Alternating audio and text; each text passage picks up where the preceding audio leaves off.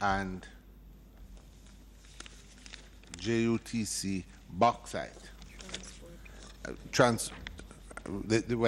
Transport, the railway, maritime, and bauxite, and try and get that done.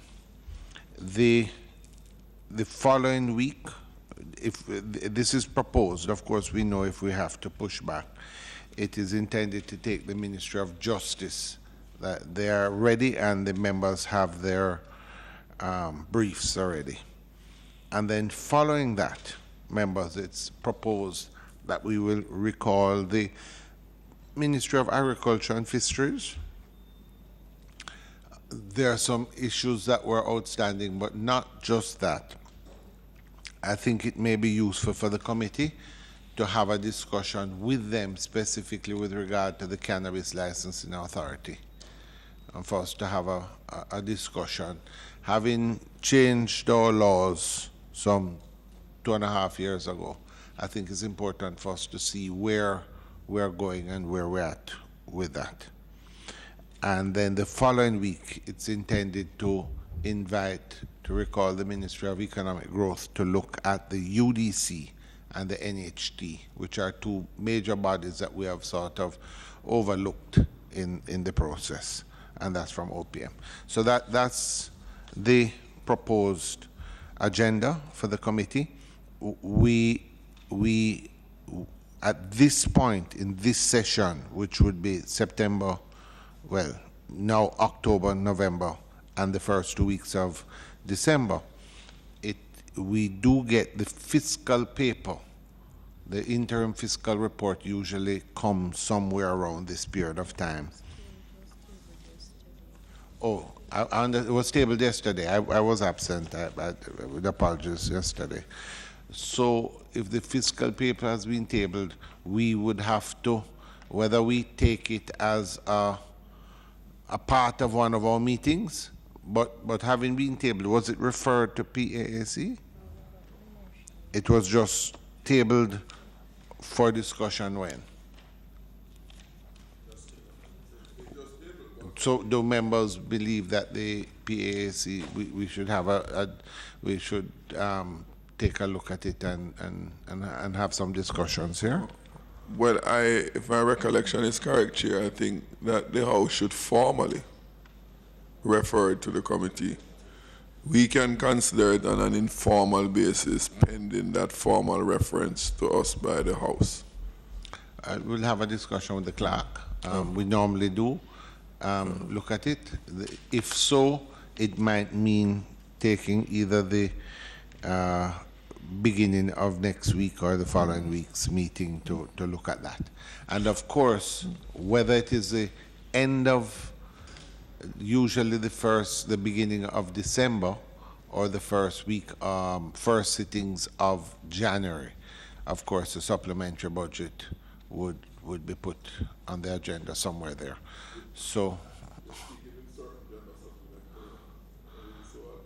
well, no, I'm only speaking in generalities. I notice someone sitting very close to you smiling, so maybe we'll be lucky and not have one. But are you hearing me and not hearing them? Oh, because they're not turning on their mics, that's all. I think they're, yes. All right, so members, that's what we have on the agenda. If there are no further, I don't know if the members have any comments. If not, I would invite the Ministry of Transport and Mining to come.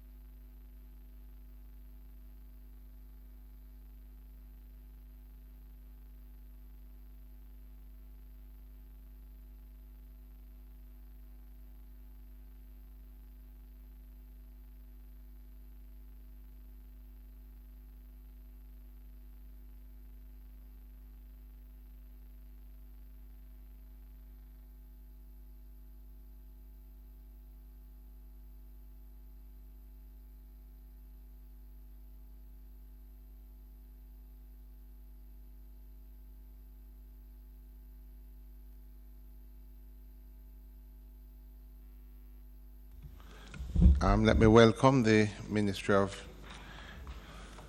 Transport and Mining. Dr. Hales, how are you today? Good, Mr. Chairman. Thank you. Excellent. All right. PS, what we would do is allow you. I understand today that we have with us the Airports Authority and the Civil Aviation Authority. Huh? And the Aerotel. Good. And then next week, we were just having a discussion. We're suggesting that we try and do transport with JOTC, railway, etc., and mining, if it is possible. Let's see if we can, keep with, but we'll deal with that next week.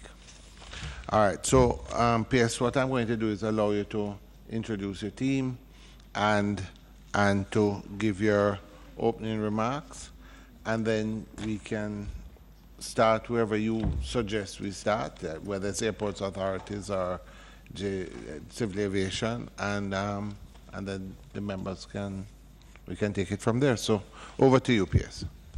Okay, Mr. Chairman, thank you very much.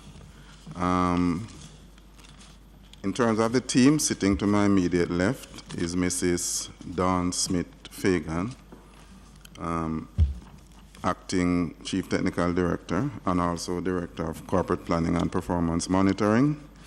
And then we have Mr. Nari William Singh, Director General of the Civil Aviation Authority. We also have Mr. Howard Armstrong, General Manager of the Aerotel Limited. When I call you can just raise your hand so that I might not necessarily call it in order. We have Ms. Cheyenne Edwards, Director of Finance from the Jamaica Civil Aviation Authority. Ms. Gillian Richards, Director of Research Planning and Risk Management at Jamaica Civil Aviation Authority. We have Ms. Paula Brown, Acting Director of Transport Policy in the Ministry, and Ms. Tanya Bedward, Director of Projects. We have from the Airport Authority, Mr. Alfred McDonald, Senior Director, Commercial Development and Planning, and Mr. Samuel Manning, Senior Director of Finance. In terms of apologies for absence, unfortunately, with Mr. Audley Diedrich, President of the AAJ, is currently dealing with the potential bidders for the Norman Manley International Airport in a pre-bid conference. Dr. Janine Dawkins is absent on medical grounds, and Mr. Richard DePaz, the Principal Finance Officer, unfortunately is absent today, but we expect him and his team to be in full attendance next week. But we'll try and deal with any questions on the financial side. Whatever we are unable to deal with, we'll ensure that we deal with it next week. In terms of how we begin, in terms of the ministry, Mr. Chairman, from the perspective of this year's budget, and I'll just give you a quick overview. We had a recurrent budget for 17-18 of 7.5 billion and a capital A of 1.3 billion, which compares with 16-17, the total of 8.8 billion compared with 6.6 in 16-17. But you will realize, Mr. Chairman, that as of this year, this financial year, the Civil Aviation Authority's income and expenditures are included in the ministry's budget by virtue of some changes that have been implemented by the Ministry of Finance.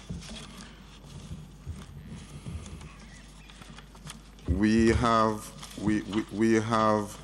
achieved roughly 43% of the capital budget thus far, and just under 40% of the recurrent. And we are on track to realize the full budgeted amount, plus on the recurrent side, some additional expenditure that will be required to cover some adjustment, some salary adjustment that has been approved for both the Civil Aviation Authority and Airtel, as well as the ministry itself from the government's adjustment. Basically, that is it on to summarize the financial performance to date. You have made inquiries also, the committee, about the shutdown of the airspace, and we, during the course of this meeting, we intend to give you an update as to what transpired and where we are now.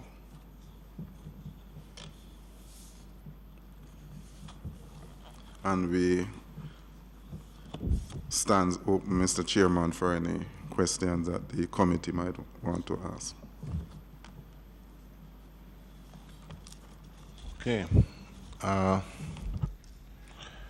So, members, I think maybe it might be appropriate for us to start with the Airports Authority, maybe. Well, I don't know if members have any questions with regard to the opening remarks. No? Well, I'm wondering if we should start with the Airports Authorities. There's one question which would the PS would better answer than the Airports Authority. Since we're going into the Airports Authority. Yes, yes, of course. It has to do with the enterprise team. There was a ministry paper, 54, that was tabled in Parliament about a week ago.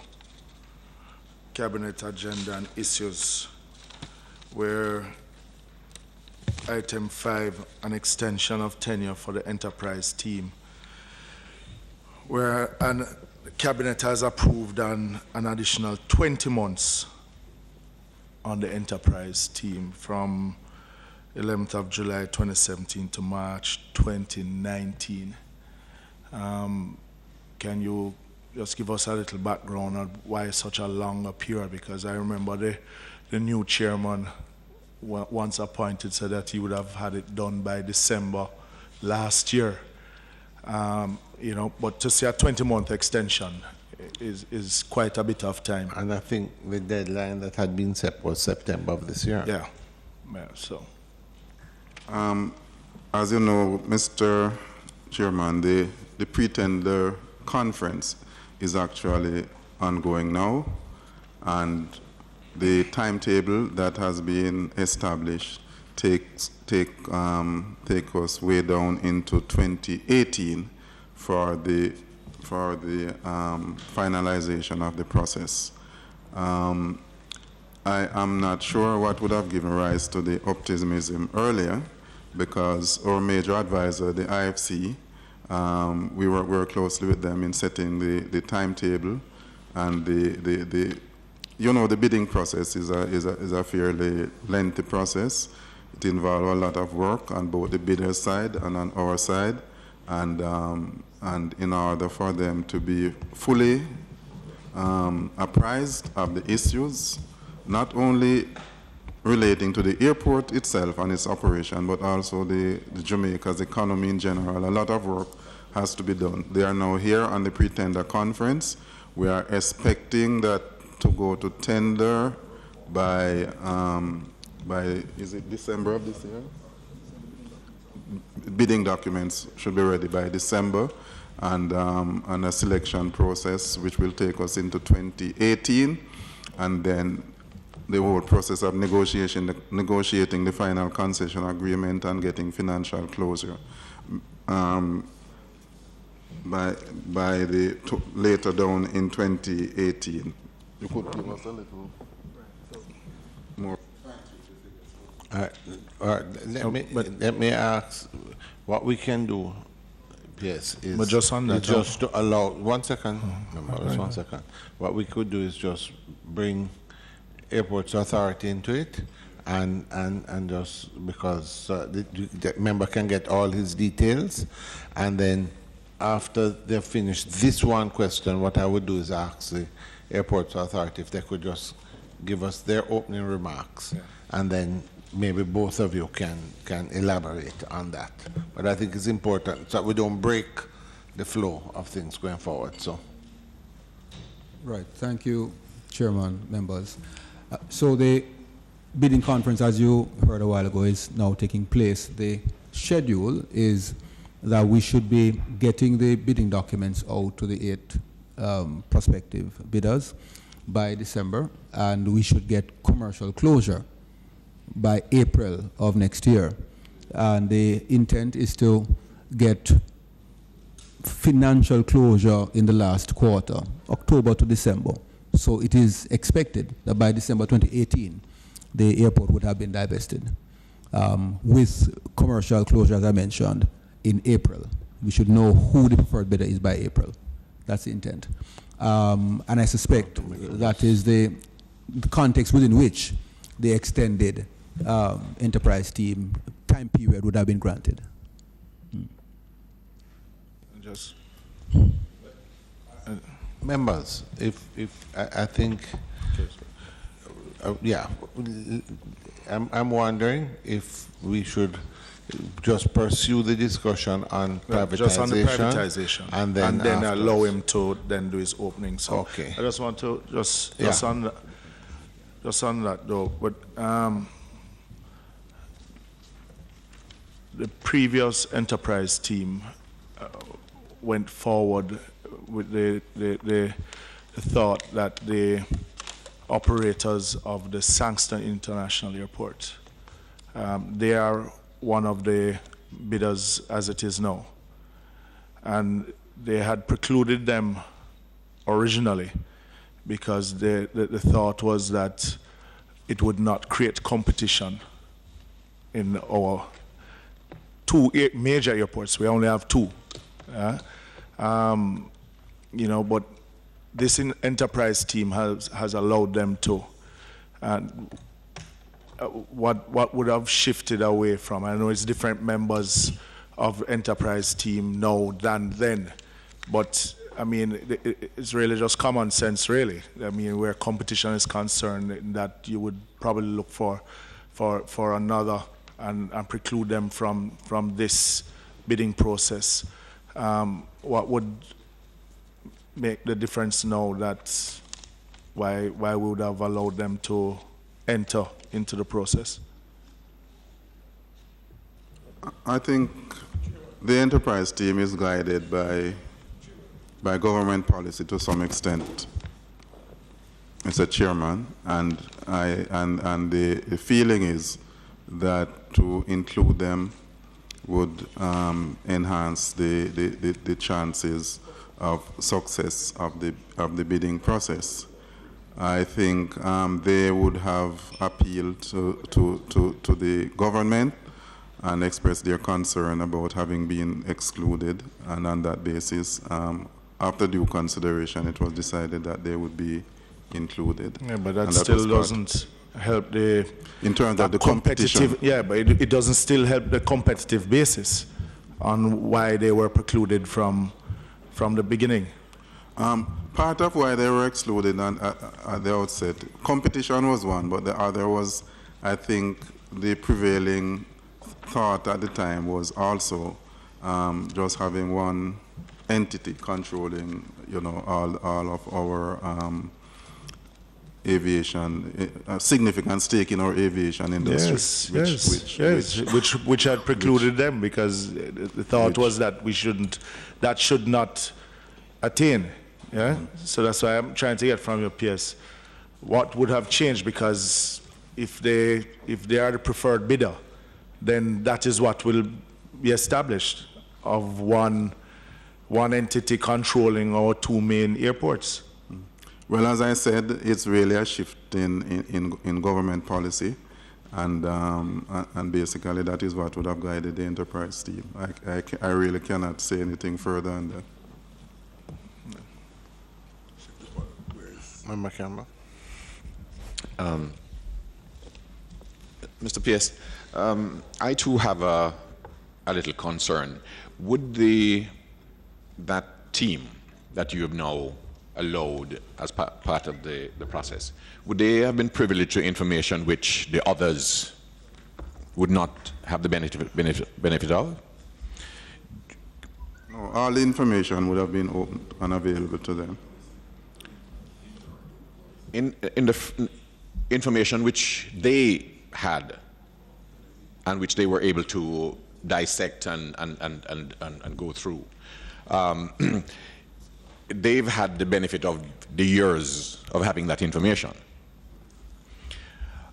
Let me ask, the other entities, have you determined that none of those entities have in any way any connection with that entity, the one which had the benefit of having the information? Any of the new players, are they in any way connected with that old entity? I'm not sure I understand. When I answered let me be very simple. You have this entity which controls Montego Bay, and you have a number of other players coming in, bidders, potential bidders. Is that so? Are any of the potential bidders connected in any way with the old one, the existing one? First of all, let me just clarify. When I answered about, I thought you were asking about the enterprise team, and the enterprise team, the new enterprise team would have the benefit of all the information that was available in the system. But I wasn't speaking to MBJ, because MBJ operates independently as a concessionaire, so they wouldn't have participated and they wouldn't have been privy to any information that was not public information. In terms of the new potential bidders and their connections, I am not really sure to what extent the connection would be, but there are some potential bidders now that might have attempted, there may be one or two that might have attempted in the past, and they would have had information that was available then. Let me ask you, IFC, were they the ones who advised you in the initial round? Yes, they were the government. They have been the government's advisor from as far back as 2010. And what was the cost to the state for that those initial services? I don't have all those figures offhand. Maybe my colleague from the AAJ can tell us, but I know it has been fairly costly. Fairly costly. And well, you have asked a question. I don't know if you can get some clarification. I do know, however, that there's a success fee, which is over something like 1.4 million US, that they wouldn't get unless they succeed with the privatization. They failed to get it the last time around, and they would get it. They would have to succeed, have a successful privatization in order for them to achieve that success fee. But in addition to the success fee, there are other fees for professional services that the IFC would have procured in the conduct of this process. And I take it. Remember, just for clarity, you're saying you don't know how much the cost has been. No, the figures are known and we can provide it. It's not that we don't know, but I wouldn't have it. You don't have it today. Okay. Can you get a list of those persons who have who are the preferred bidders? Sure. Yes. It's still on the airport. I know that the first time around, we, in an effort to get people interested, there was some marketing that was done.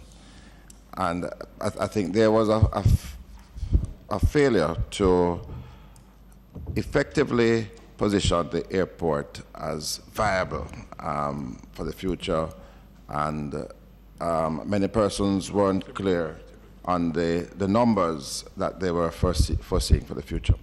And in discussion with some people, I realized an important aspect of the failure was the fact that we didn't appreciate fully the connection with the airport and Port Royal, cruise shipping, home porting. And again, I'm sensing that this is not a major push going forward as the MP for all of those places. I see the connectivity, and the former Minister of Tourism will agree with me. Including the airport. Yes, because I know that there was one company that was very keen on the linkages between a cruise shipping pier, port in Port Royal, or even if it's downtown, you'll be able to utilize the airport as a for the home porting arrangement. Plus, the Port Royal project is still there. That is a massive future heritage project that will bring thousands of people to the island. What has happened with the north-south highway linking Ocho Rios now makes that normal Mali so much more viable, attractive. But we're still hearing talk about Vernon Field, so that is detracting from it. So I'm just wondering, in all of this attempt to divest, to privatize, whether or not we're looking at the total package that makes that airport so much more attractive today. I'll allow the AAJ to comment on that, Mr. PS, let me just add a rider. Certainly for me, maybe it would help all of us. I believe that privatization is a good thing in general terms. We're embarked on this process now and been going through it through successive administrations for a long time. One of the things that really clarified in my mind though, just a sort of a strong argument why we're privatizing. Just put it, in other words, what are the benefits of it? The AAJ is an organization that has substantial funds, have made a lot of money, and have substantial funds in the bank. Figures showing something like $8.5 billion in reserve, plus another $3 billion per year. What is it that we're supposed to get out of the privatization that we're not getting from AAJ? And secondly, if it is not, we're not getting the results that we want, are we sitting back and just hoping for privatization, or are we in the process of doing the things that we want done and getting better and better to the point where people start clamoring to us to want to be partners in the airport? So, as I said, all these things we talked about are great potential things going forward, but something must be wrong while this process is going on so long. And in the interim, why is it that we're not doing the things if we have the funds in the bank sitting down? Let me, I wouldn't say we're not doing the things. And as a matter of fact, the Airport Authority from far back in the early 2000s had developed a plan for the improvement and modernization of the airport. And they have spent considerable amount of money on that process in terms of the implementation of the boarding bridges, the whole restructure of the terminal building. A whole lot of money has been spent also on equipment both at the check-in side as well as on the custom side. And it continues. As we speak, there are plans to spend another $17 million in furtherance of that project. 17 million US. Yes.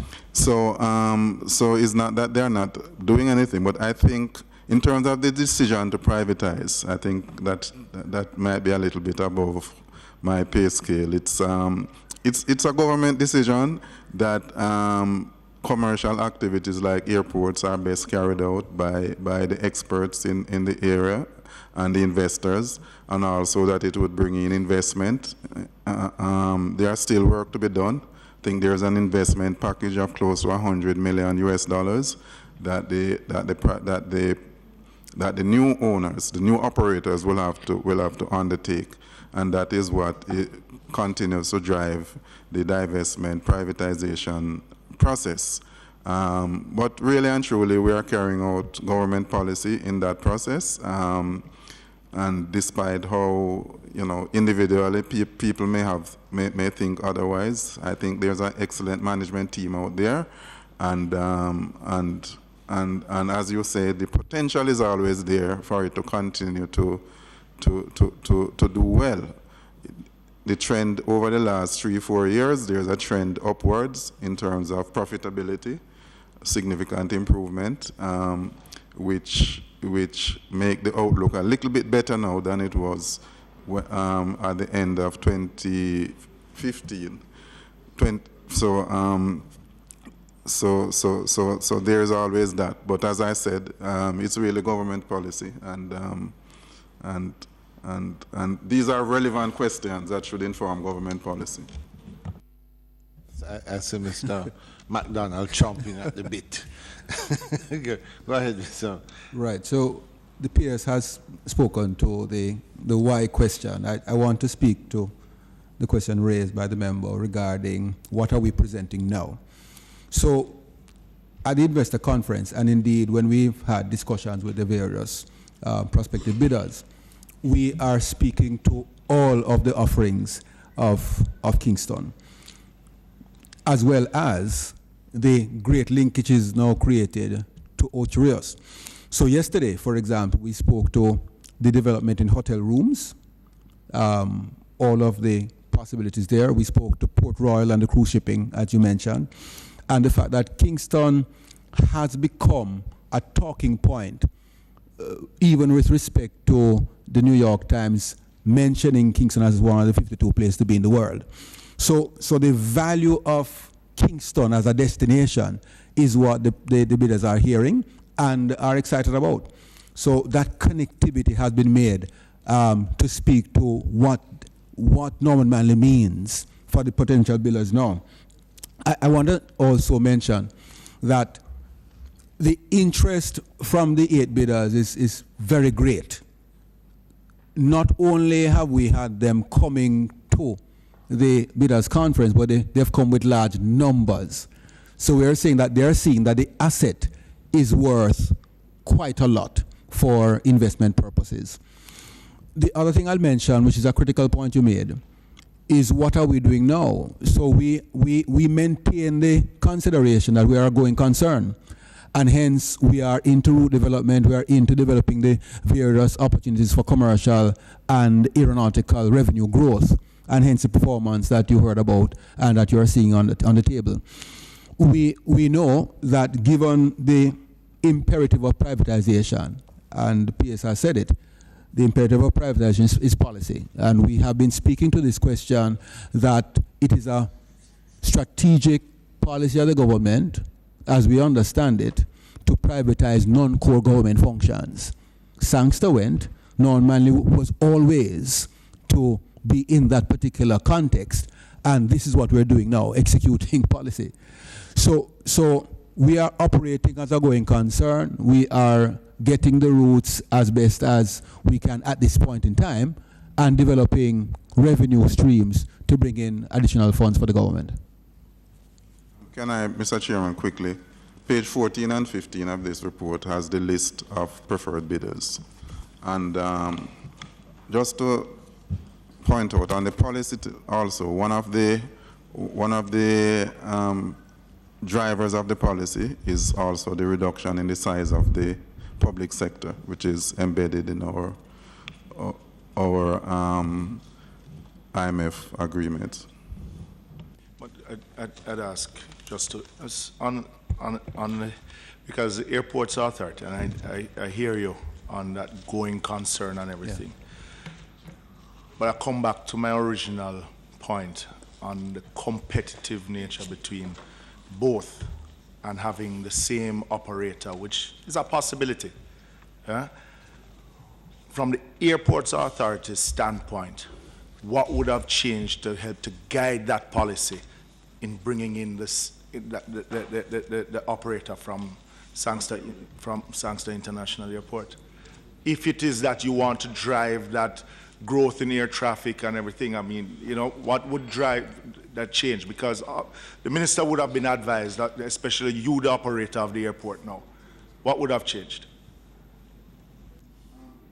Could I, maybe the Civil Aviation Authority could speak to this a little bit, because there's an Economic Regulations Act as well that treat each aerodrome separately, and they have to meet whatever requirements under the Act, and they have to operate according to the market force that drives the particular location. And maybe the CAA could speak a little bit to this, because notwithstanding, even if they're the same operator, each aerodrome has to make its application for the various permits and licenses, and for the various permission to levy fees and so forth. So I don't know if Yes. I think what the member is stating is something of great concern, and I think it's a policy issue. The issue that we're looking at is that as an island, you get here either by plane, boat, or you swim. You don't have a lot of options. Now, the reality is that if you, the air flying into Jamaica is a critical, that's how volumes move. There's a concern that if you have one operator operating the two major airports, if down the line there is some disagreement, some problem, they basically control both your airports, and that puts you in a weakened position. So I think the policy prior to this was that we would only allow one operator in our privatization process to have one of the two major aerodromes. And it drives competition between both. And it drives the competition between both to really not just be complacent and bring what they want. Yes. So I think the question we're really asking is, just because we didn't get through the first time, we're just going to say, okay, let's put it in there so we have a stopgap, so that if we're not successful otherwise, you know, at least MBJ will take over Kingston. But is this not something that would be of concern to the ministry, to the Airports Authority, and quite frankly, to civil aviation as well?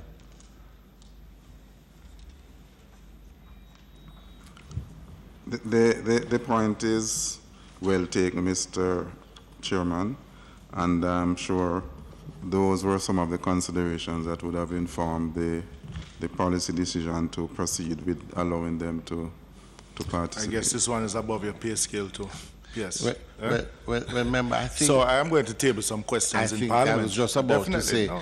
that I think that, and certainly members, I think in the report going forward that this is an issue. I don't know how members feel about it, but I think it's an issue that we should raise in Parliament, just to get questioning on it, because it does raise concerns, grave concerns. Yes. Comment on this before going to my other substantive question. But on the question of that decision to include the existing operator, Dr. Ailes, you are the technical head of the ministry and your team. A minister relies upon his technical team for advice. He or she might also go external to the ministry. You are a technical advisor to the government, not just the minister, as his private advisor, but to the country. From your experience, where you sit, and against the background of the operations, can you say that based on the experiences, there's validity for including the existing operator in the competing airport? You know, at the end of the day, if they are included, and I'm not skirting around the question, it's a matter of how you structure the concession agreement and the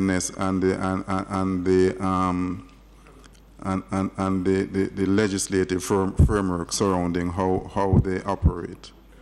And I think in structuring the concession agreement and how you implement the economic regulations, the concerns would have to be taken into account. I think there was, good grounds for excluding them in the first place. But if they are included, there can be a regime in which you ensure or try to ensure that their operations is not harmful to the country. So that would be your recommendation. And I didn't try to be unusually hard, but the last process, we never came up with a successful bidder. And the question that could reasonably arise is that given that you went out and you couldn't get anyone satisfactorily with their exclusion, is to broaden the pool. Since they are here already, it might be, and since the objective is to divest. So that's against the background that I asked the question. You're saying that if you do that, certain safeguards ought to be in place, and that would be your recommendation.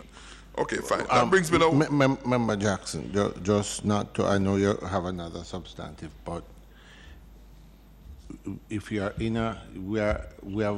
have we begun the privatization process? Yes, they're pretending. Now, is this a part of the actual? No. I'm saying you've made a very strong suggestion. You have said if they're allowed to tender, that there should be some pre-existing controls that would preclude them from having that sort of, in other words, the concern that's there is twofold. One, that you're now as a country at the mercy of one operator for your two international airports. And two, that the level of competitiveness is decreased. There's one line of thought that we should not have that situation arise at all, and not have MBJ, which was a recommendation that was there before. You're saying that that recommendation has changed, but that there should be regulations in place that if they do get down to the point of being a preferred bidder, there are certain restrictions and controls that would be put in place. Have those been put in the tender document? Well, they are now a pre-qualified bidder. And that's the point I'm making. You can't have somebody pre-qualified, go down the road, and then at the end of it you turn around and say, oh, by the way, we have these specific conditions to you. Those specific conditions must be put in place prior to them getting to this point. You can't change the rule at the middle of the game. Well, you can't change the rule at the middle of the game, but there is a concession agreement at the end of the day that has to be negotiated. And in negotiating the concession agreement, there are conditions that consistent with the legislation, the economic regulation legislation. There are conditions that would have to ensure, for instance, ensuring that the airports operate as separate entities, and that But is that the case? Yeah, but Yes. those, yeah, but you, Yeah. yeah. Chair, I don't think we're going to get any more from Dr. Hills as is. No, with No, all due respect, not- Dr. Hills. And I think it would serve us better, Chair, in To bring putting it to into our Parliament. report and tabling the questions to the portfolio minister. Yeah? Absolutely. Yeah. I don't think. Yeah, but with all due respect, But Mr. in the Chair, interim, I think that the committee is advised to inform the Parliament that this process is underway, that you have pre-qualified bidders, and that the preconditions that are even being recommended by the technical persons Are not included. Yes, in the that's what I want document. to And, underscore. and at the end of the day, we may very well find ourselves in a... Mr. Chairman, I don't want to go that far to say they're not in. I would want the airports authority to comment on that, just to clarify. Sure. And I also want to caution us that, that we do not appear to be interfering in the process. But I understand from the policy perspective, but we don't want to appear to be. we have a duty to interfere, but not to impair. It's Yes. our responsibility as a parliament to get involved, but not to impair the process. And certainly where there are issues that we may have to deal with or may have a real effect or negative impact on our country, we need to ensure that at least we are satisfied that all the safeguards are in place. I mean, this is a concern to all of us. But Chairman, it comes back to the airport authority who was there in the previous administration. What would have guided that policy? And you are here now with a change of policy. I mean, please shed some light on it. What would have changed? All right, thank you, Chairman, members. So, as you know, the privatization process is guided by an enterprise team, and the airport authority is an advisor to that team. So whereas I can't speak for the enterprise team, I'll give you some information that we have at hand. One is that the concession agreement that is being drafted now for this new process is informed by the previous concession agreement with MBJ Airports Limited, informed by, but it's not the same as. So it does have terms and conditions that are very different from the MBJ agreement, and which would safeguard those concerns that are raised by the members regarding whether the owners of MBJ will have any advantage or disadvantage in participating in the process.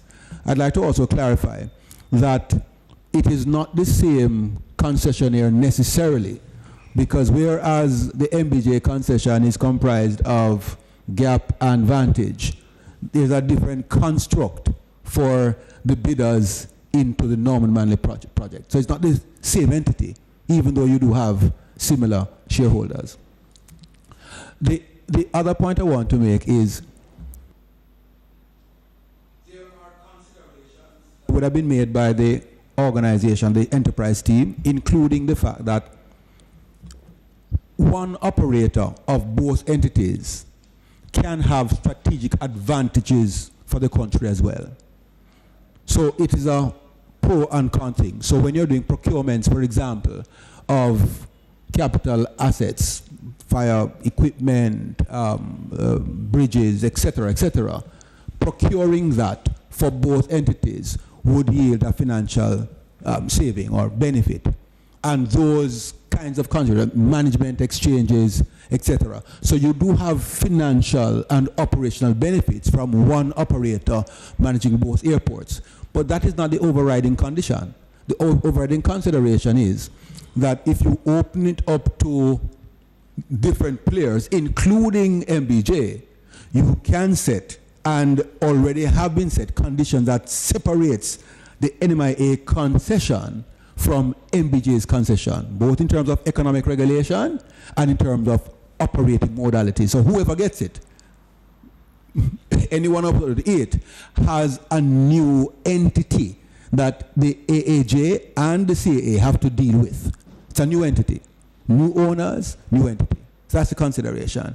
But again, the enterprise team who would have considered the matter would be best able to respond to some of the issues. I'm just telling you what from... So, just to clarify, Yes. and I understand a little better, but the AAJ that would have been part of advising before, did advise before that it was preferred not to have the existing persons at MBJ be part of the previous bid. Is that correct? Well, I don't want to speak to... I prefer They to were look not back included. at our advice No, in I'm the initial saying stage. in the initial stage, the advice was that they not be included. No, I can't confirm that. I'd need to refer to President on that matter. So I can't. We did a document, and I don't They recall were what not. our specific advice was at the time. But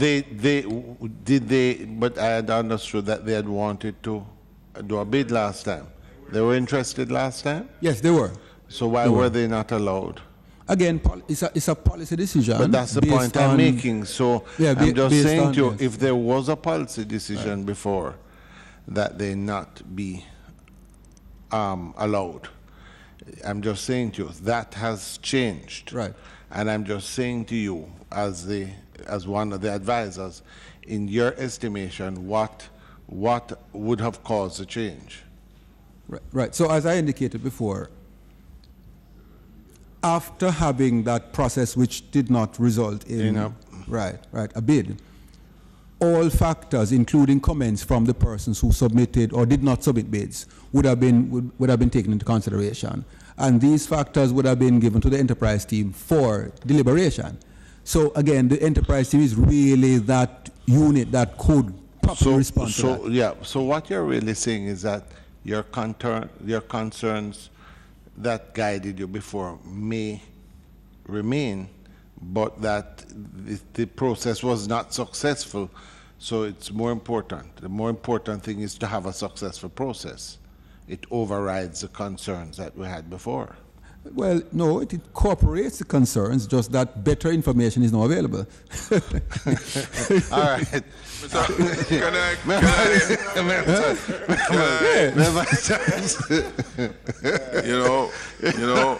You know, sometimes the West Indies team needs some batsmen. That's for 2020. You know. Mr. Chair, sometimes the more things change, the more they remain the same. You know. Listen to the conversation about, particularly Mr. McDonald, have the name correct? Yeah. McDonald, when you raise the point about Kingston and all the attributes to grow Normal Manley, and you mentioned about Ocherios, and you touch on something which been needling me for a long time. Boscobel. I've sat here many years and I've watched the tinkering and the money spent, and all the money spent on Boscobel, it's almost like a white elephant. Because what was purported to be happening from these expenditure, we get no return on it, commensurate with what we have invested. And I heard some pronouncements, either earlier this year or late last year, about some significant further investments to increase the runway. And I wonder what kind of feasibility study was done to spend the last major investment to bring it to where it was, that never changed anything, and that money just there. Now, when I hear more money to be spent to increase the runway because of all the wonderful things, when I hear you talk about Ocherios being a part of Kingston, it sounds like Boscobel is dead or will die soon. Because here is Kingston with 40 minutes drive time. Is it that if the privatization of Kingston is realized, based on all the attributes you alluded to, including Ocheriots and the surrounding area, is it that we are seeing the burial of Boscobel as a lucrative airport? Because we're talking about privatizing our second international airport, because the privatization is far more efficient than we operating as government. It can't be the case then that we intend to invest in Boscobel and keep it. Is it that we are spending the money to divest it to some other source? Is that the objective? And if that is the objective, why do that if Kingston can facilitate the air traffic that you need for that area? Tell us, because I am going to ask my spokesperson on transportation to table some questions in the House regarding that. So you are the technical advisors. You know more than us. You do the market study or drill down in the market study more than us, political persons. You tell me, Mr. if Boscobel is dead, or it can be resurrected. And if resurrected, is it for it to be privatized thereafter? Ms. Member Jackson, I think maybe just to add to that, just a concern that has been weighing on me as well. You mentioned Boscobel, but you also have the discussion, as Member Phillips said, of Vernon Field. The minister has repeatedly said that he wants to develop Vernon Field, and there are discussions about expanding Boscobel. Do you feel that those, if you're going to expand both of those into international airports, would that not have a negative impact on the privatization of Norman Manley? Could that not be part of the problem that we're facing? Comes in, since you raised the Vernon Field, we have been actually instructed by the cabinet that Vernon Field should not be marketed as a commercial passenger airport, but primarily as a cargo airport, as part of a wider development in that area. There are clauses in the concession agreement as well that would protect the investor from any possible development at any competing airport. But I think the concession agreement does recognize the potential development of Boscobel. And allow Mr. McDonald to speak a little bit more about Boscobel. Just for clarity, you're saying that both that in the concession agreement there are implicit, there are things in place to protect the investors against competing airports such as Boscobel. Boscobel, Vernon Field. Oh, the Vernon. And you're saying that Vernon, so that original plan for Vernon Field has been downgraded, for want of a better word. It's not the multimodal. What I get from the PS is that it won't be cargo and not passenger, so it won't compete with a Norman Manley or Sangster. Sangster. But I wanted to ask you though, I mean, I hear the minister talking about Aerotropolis. What is the Aerotropolis? What? Could you repeat that? Aerotropolis. He has moved from multimodal to Aerotropolis, which is his new concept of transport. Okay, all right. Okay, the Aerotropolis concept really is the development of a metropolis, a kind of city centered around an airport, with possibility for various activities, logistics, light industries, residential, and so forth. One or two such concepts have been developed elsewhere, and it's something that is being looked at. Seriously? That is being looked at for Vernon Field. Yes. Where are they? Where's the first Aerotropolis to go?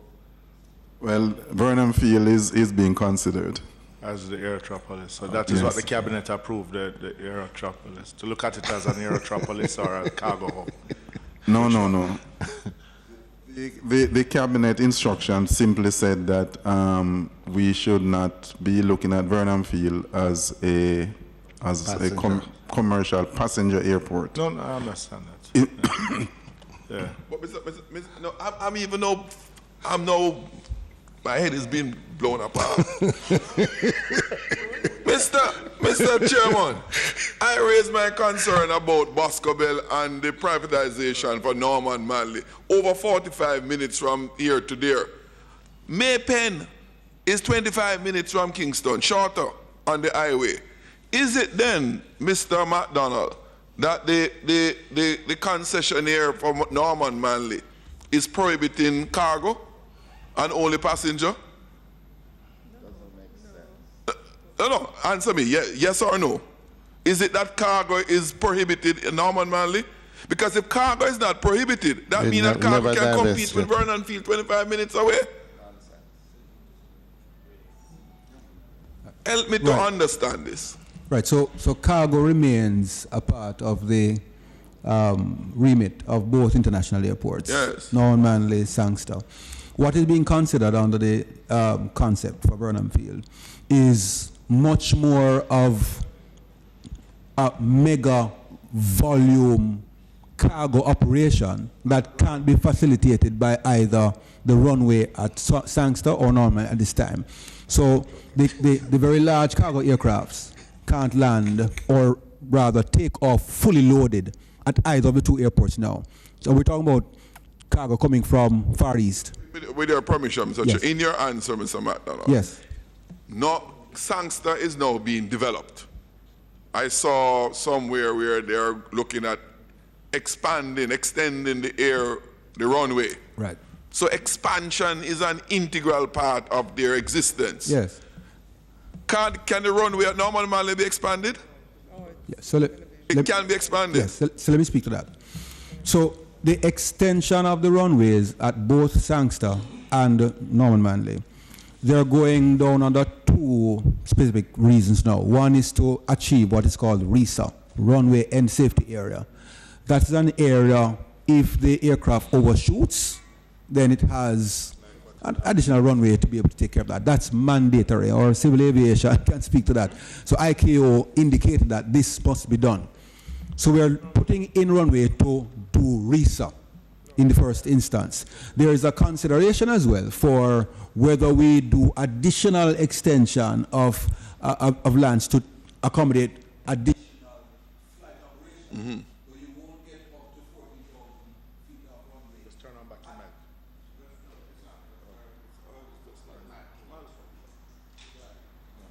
Or use the next one. Turn on the other one. Turn on, yeah. Hello? Yeah. Hearing you. Right, so, but you won't get sufficient runway to be able to take the larger cargo aircraft. Now, if you are thinking of extending Norman Manley further west, Yes. which is what the current contemplation is, Yes. it can only be extended to a certain extent because it will interfere with the shipping lanes and the flight path over there. So there's a limit to which you can extend Norman Manley to the west. There are cost considerations to extending it to the east. It's a much more expensive venture into the harbor, into the sea rather. So there are those kinds of considerations that have been made. So there's a limitation to extend. Yeah, there's a in land. the expansion of Norman Manley to take huge Very cargo large, planes right. that Vernon Field would be able And that's the intention for Vernon Field based on the policy directive, my understanding. beyond what the expansion It is is beyond, permissible at precisely. Norman Manley. And it is meant to be feeding from long-haul aircraft for cargo and doing regional transit out of that Vernon Field airport. Yeah, but I think we need. So Yeah, but Yes. to come back to. No, I'm going to know. Back to the Boscobel and the aerodromes. right. Your statement that you have presented to us up to 31st of March 2017, the revenues from your aerodromes which is some 21 to 28 million dollars, but your expenses, your aerodromes is exceeding over 220 million dollars. Yeah? You speak about or has proposed or is proposed and was presented here in Parliament the $15 million expansion to 700 feet of runway for Boscobel. But up to, when you look at the numbers of passengers currently, even with the current expansion that you had done some years ago at Boscobel, and you even look at Negril, which nothing has been done in decades to Negril. And Negril has a higher passenger throughput than even Boscobel as it is now. Member Jackson had asked about that feasibility that has been done, and in your original proposal that was presented sometime last year, that work would have even started in 2017 here now. And we're close to even starting that work, as I'm assuming. All you have had is some pre-qualification of contractors and some preliminary works being done. You have purchased land. So far, no, you haven't even purchased the land. Okay. Well, which strengthens my case, because the further we go along with this, the more it will cost than the $15 million to achieve what you want to achieve. But you would have been guided by the Ministry of Tourism on the amount of hotel rooms to be built out in the next 5 years within that area. I heard two ministers on this side saying Portland, the expansion of Dragon Bay or the refurbishing of Dragon Bays, but that alone can't drive the expenditure in what it is that is to be or proposed to be spent. And I really want to know what is guiding us after spending nearly $500 million years ago to still getting less passenger throughput now than we had 5 years ago or 6 years ago. What would drive us now to want to spend $15 million plus to extend the runway that will only take in regional jets, which we don't get a lot of those here now.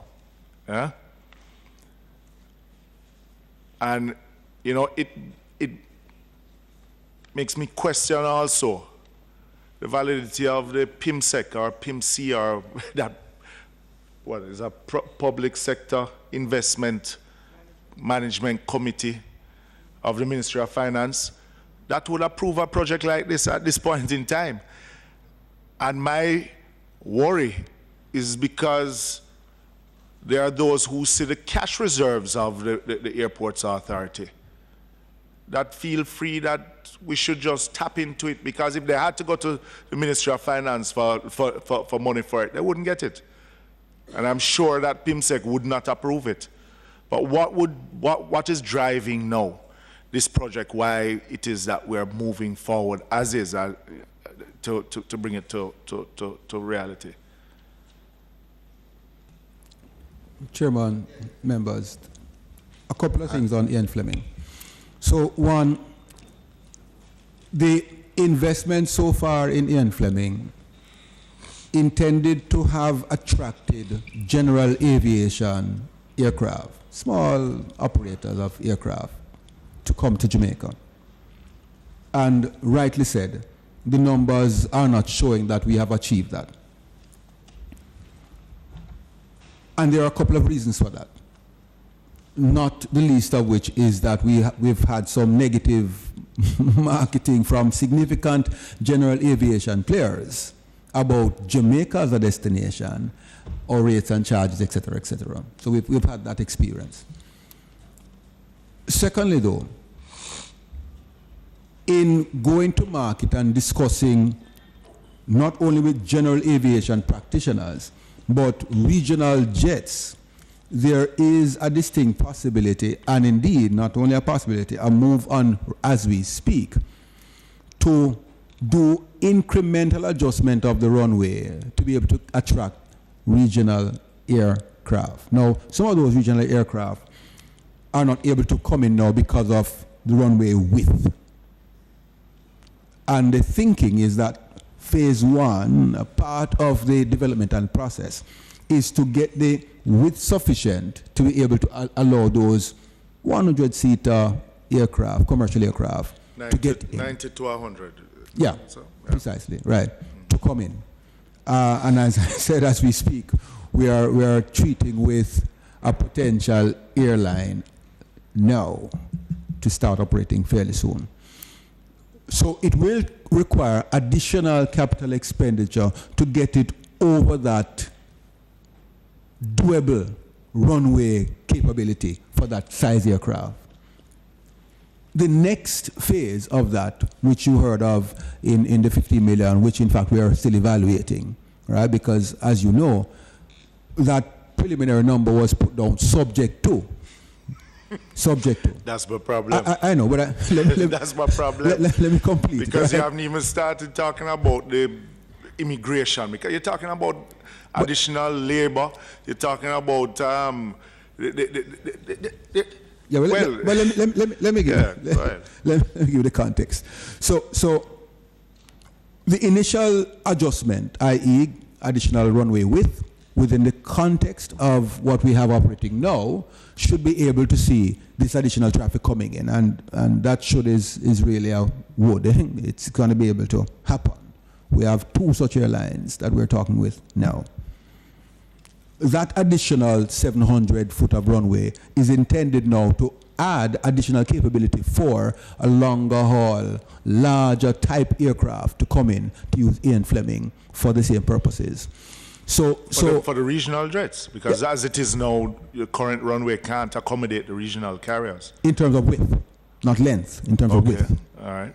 Width. So when we talk about length now, we're talking about additional models, more capacity into the airport. So widening the airport from 27 feet to 30 will achieve what is required for the current regional type aircraft to come in, which is the phase one. And the cost of that phase one is what? We are actually working that through just now because the proposals are just coming in for Roughly, that. roughly, just a rough figure. No, I don't have that. We'll get it for you. The 15 million? No. That's way below 15 million. Much below. So we'll get that cost. The intent is to provide the kind of an airlift that will feed Boscobel era going east, and there are developmental possibilities that side. I mean, you would know about those.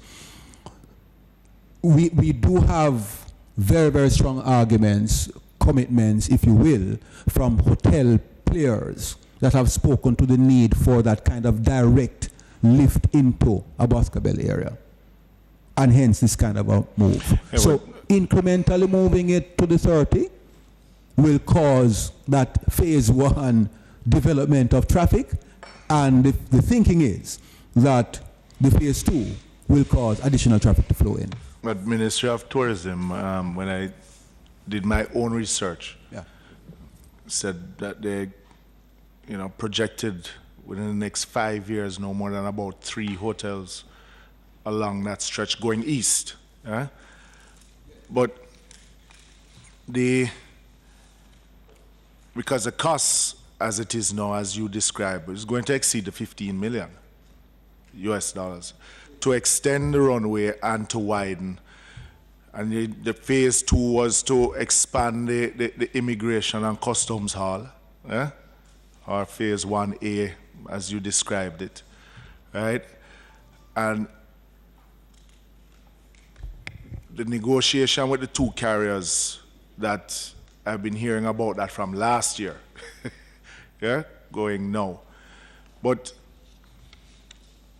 the feasibility that you did, or I'm sure you have, I'm just assuming that you had, that would guide. Has it shown that, as a going concern, that Ian Fleming would be able to even take care of its own cost?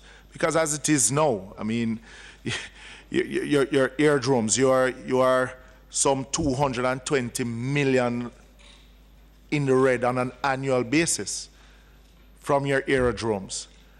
And have we looked at the privatization of the Ian Fleming and the other aerodromes that I have been hearing about since I have been a member of parliament and on this committee, about the privatization of those aerodromes? Yeah. So two things. One is that, so we've run the numbers, and my colleague here can speak to the numbers in terms of when, with the adjustments made to the runway, we can get break even and start making a return on it. So we you can have speak to those that. figures so quickly, and you can't tell me the figure for the widening. No, man, but those were done prior. This phase one is a new development. It's a relatively new development. Right, so as preliminary numbers for the So the widening was not in the first estimate. not for the existing runway. No, yeah. Yeah, right. Oh, so that wasn't it. It was just the extent. It the was extension of so the 700. So the extension included both widening and lengthening. Yeah, for the new 5,500 square foot. So right, what's happening now is that we're looking at two phases, just to do widening for the existing. So that's the cost that we are extracting to be able to do it now. Which can be done quicker than the lengthening Precisely, of the runway. precisely. And where are we with that now? Right, so that is the cost we're putting together for pretty short-term implementation. So we have passed out the proposed start time as given by the Airports Authority of January of 2017, which was in your original proposal, right? Yes. Right? But based on PIMSEC discussions and others. Yeah, you're trying to go further. Now, when is the expected start time, if any work is going to be done? And have you gotten back because you approach an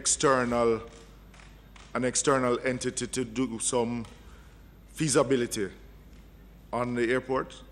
All right, so we've had an internal feasibility, and we have contracted an external company to do. And you have not gotten back? We haven't completed that process yet. And you're waiting on that before you move any further? Well, that would inform certainly some decisions. Yeah. Yes, but for the short-term extension, for the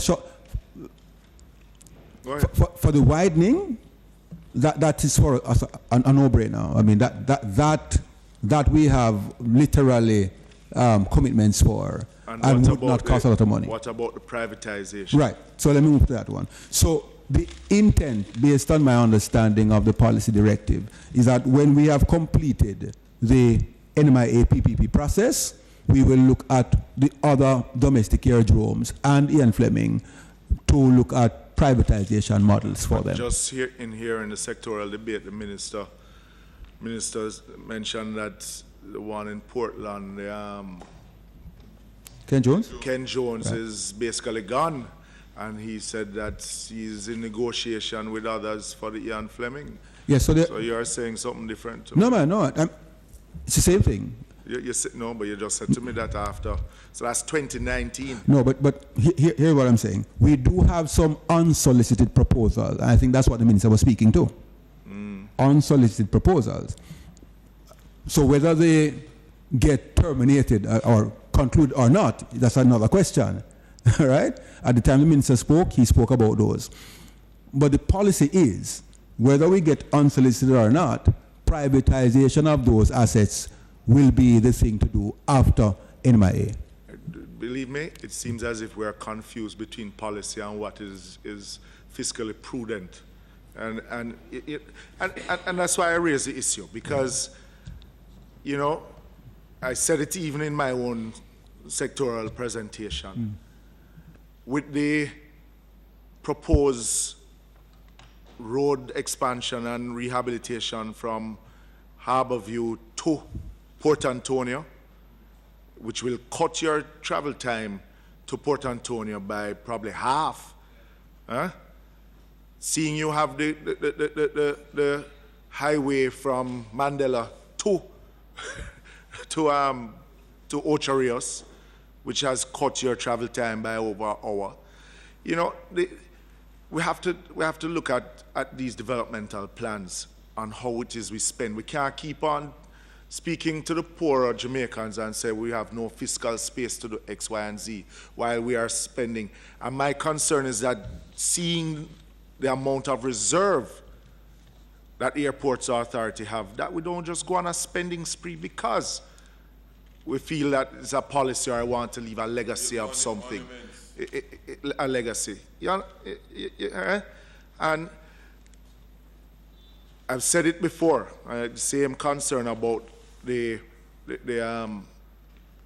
out at Vernon Field, is that just as we did with Goat Island and Kingston Container Terminal, which is two competing, so you kill one before the other one is even in birth. You know, and we have to be careful if we are going to ask investors to come and invest. They also want to see a return on their investment. So, you know, I am fearing that this $15 million that you have budgeted for the expansion of the Ian Fleming Airport is even a drop in the bucket of what the actual cost will be. And I would prefer to see those costings put together in the complete expansion plan. And if you're going to do it in phase basis, so be it. But to what you're describing to me, we are going to exceed this $15 million US. And when with the value of the US dollar moving as it is up or down incrementally, but it's not going to go back down to when you did the initial costing for the expansion. So it is also going to cost you more in real terms. Is it value for money? That's all my question is. Is it value for money? Well, as I said, I think you were asking it maybe for the committee for the feasibility study, so we can look at it. I know Mr. Stewart has a different question, but just on this, I just want clarity, and it goes back to the whole divestment discussion and a comment you made about international carriers making negative comments about our rates and charges. And again, we get back to that divesting the two facilities because now with one person setting rates and charges within a certain context, it could have some challenges. Let me say why I raise it. In the mid-80s, when I came back to Jamaica from medical school, I landed in Kingston, and they drove me to Tenzin Pen, and I got on a plane, a small Trans-Jamaica, or whatever it was, and flew to Negril from way back. And even before that, you had flights coming back and forth. Right across, you would have flights. You could go to Port Antonio, you could go to Ocho Rios, wherever you wanted. Flights all over, internal flights. There were, in the 90s, I remember, there were 2 or 3 persons who were making bids to do internal flights. Now, one of the difficulties we have had, and it's a casualty of policy, is with the MIA, etc. They have certain charges that are applied, whether it's international or local. And so what has happened is more and more it became uneconomical for local carriers to operate and be profitable. So where we are today in 2017 is that you can't get on a plane and travel to Negril, Boscobel,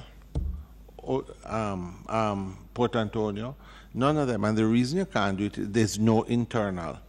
And that goes back to policy issues. Now, the question is, we're looking at divestment as an airports authority. Is there some, and the ministry, is there some policy in place where we recognize that it must be beneficial to Jamaica to have an internal air service? And as such, there has to be some concession made on internal flights that they don't have to pay. And a lot of it too is even the passengers that, I mean, some persons were doing between Moby and Kingston. One of the problems is every time a passenger walks through Kingston, there's a cost, even with the airports authorities, for Norman Manley. Is there not some policy, or can we not? And it's something I've been pushing, as I said, both administrations. We've got to find a way to ensure that we can get our internal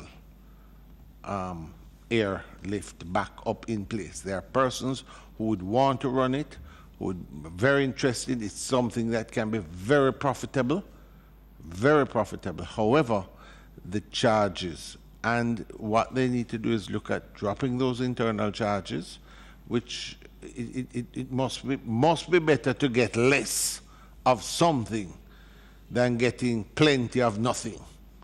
And so I think it must be tackled at a policy level. And I'm just wondering, you know, both the ministry and the airports authority, is there something being proposed? And if not, is there something that you would suggest from your vantage point that could be proposed to ensure that we can get this up and running? And it would give growth just in increased transportation and allow new players who are willing to offer this service an opportunity.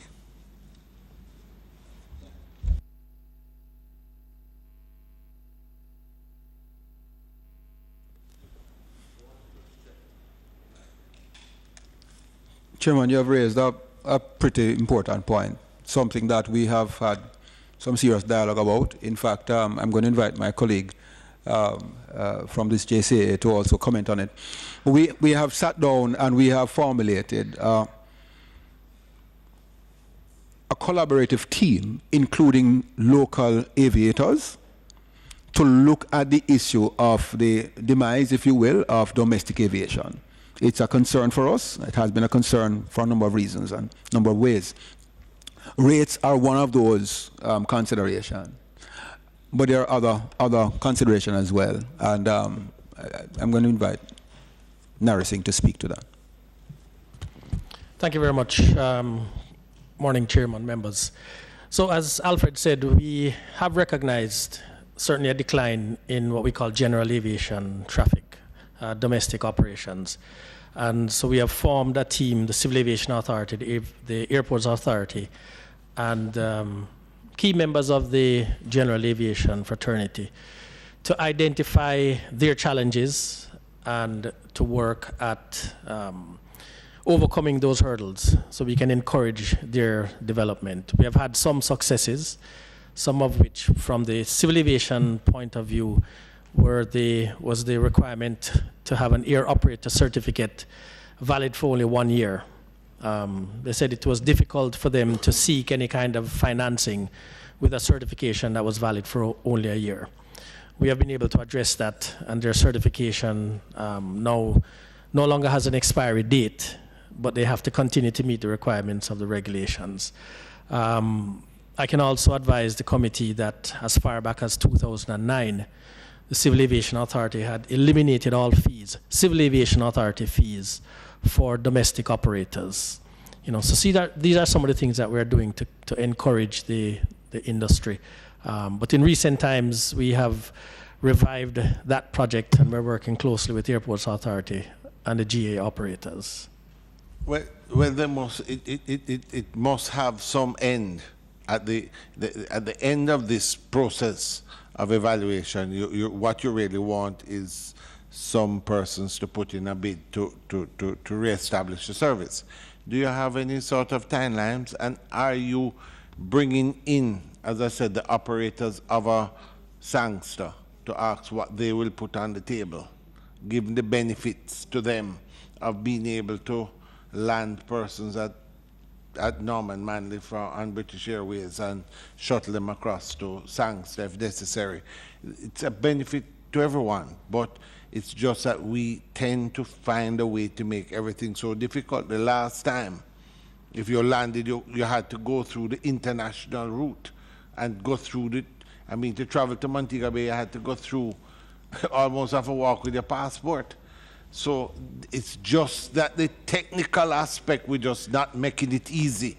And I'm just saying that between the technical teams, do you have some timeline? If we as a committee are asking you now, can you come back to us and say, at what point would you feel comfortable working with the government to put this out to tender to start reestablishing some service? Do you have an idea how long it would take based on your discussions? Well, Chairman, we have a list of action items that we are ticking off as we go along. I would want to suggest that perhaps in maybe another 3 months we can provide an update as to where we are. We can show where we started with the action items and where we are. Alfred alluded to it earlier that there is some recent interest in at least 2 of our local operators expanding their services, and we are actively working with them to that end as we speak. I mean, persons who are operating in Jamaica now, but not a shuttle service, more the private. Right. Well, they are commercial operators, but they are looking at expanding their service from charter to regular flights. And, yeah. Absolutely. All right. Member Stuart. Chairman, thank you. Through you to the PS or Mr. Narsingh. There has been a long outstanding sort of disgruntlement with the air traffic controllers, which has led to migration and has impacted on the morale of the persons who work there. How is this impacting on Jamaica's status as a regional hub for air traffic information, and what is being done to stem this low morale and migration of the officers?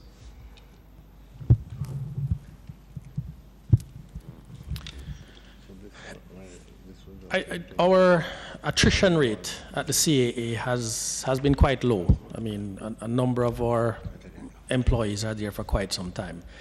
I will say yes, the morale, the industrial climate can get very tense at times.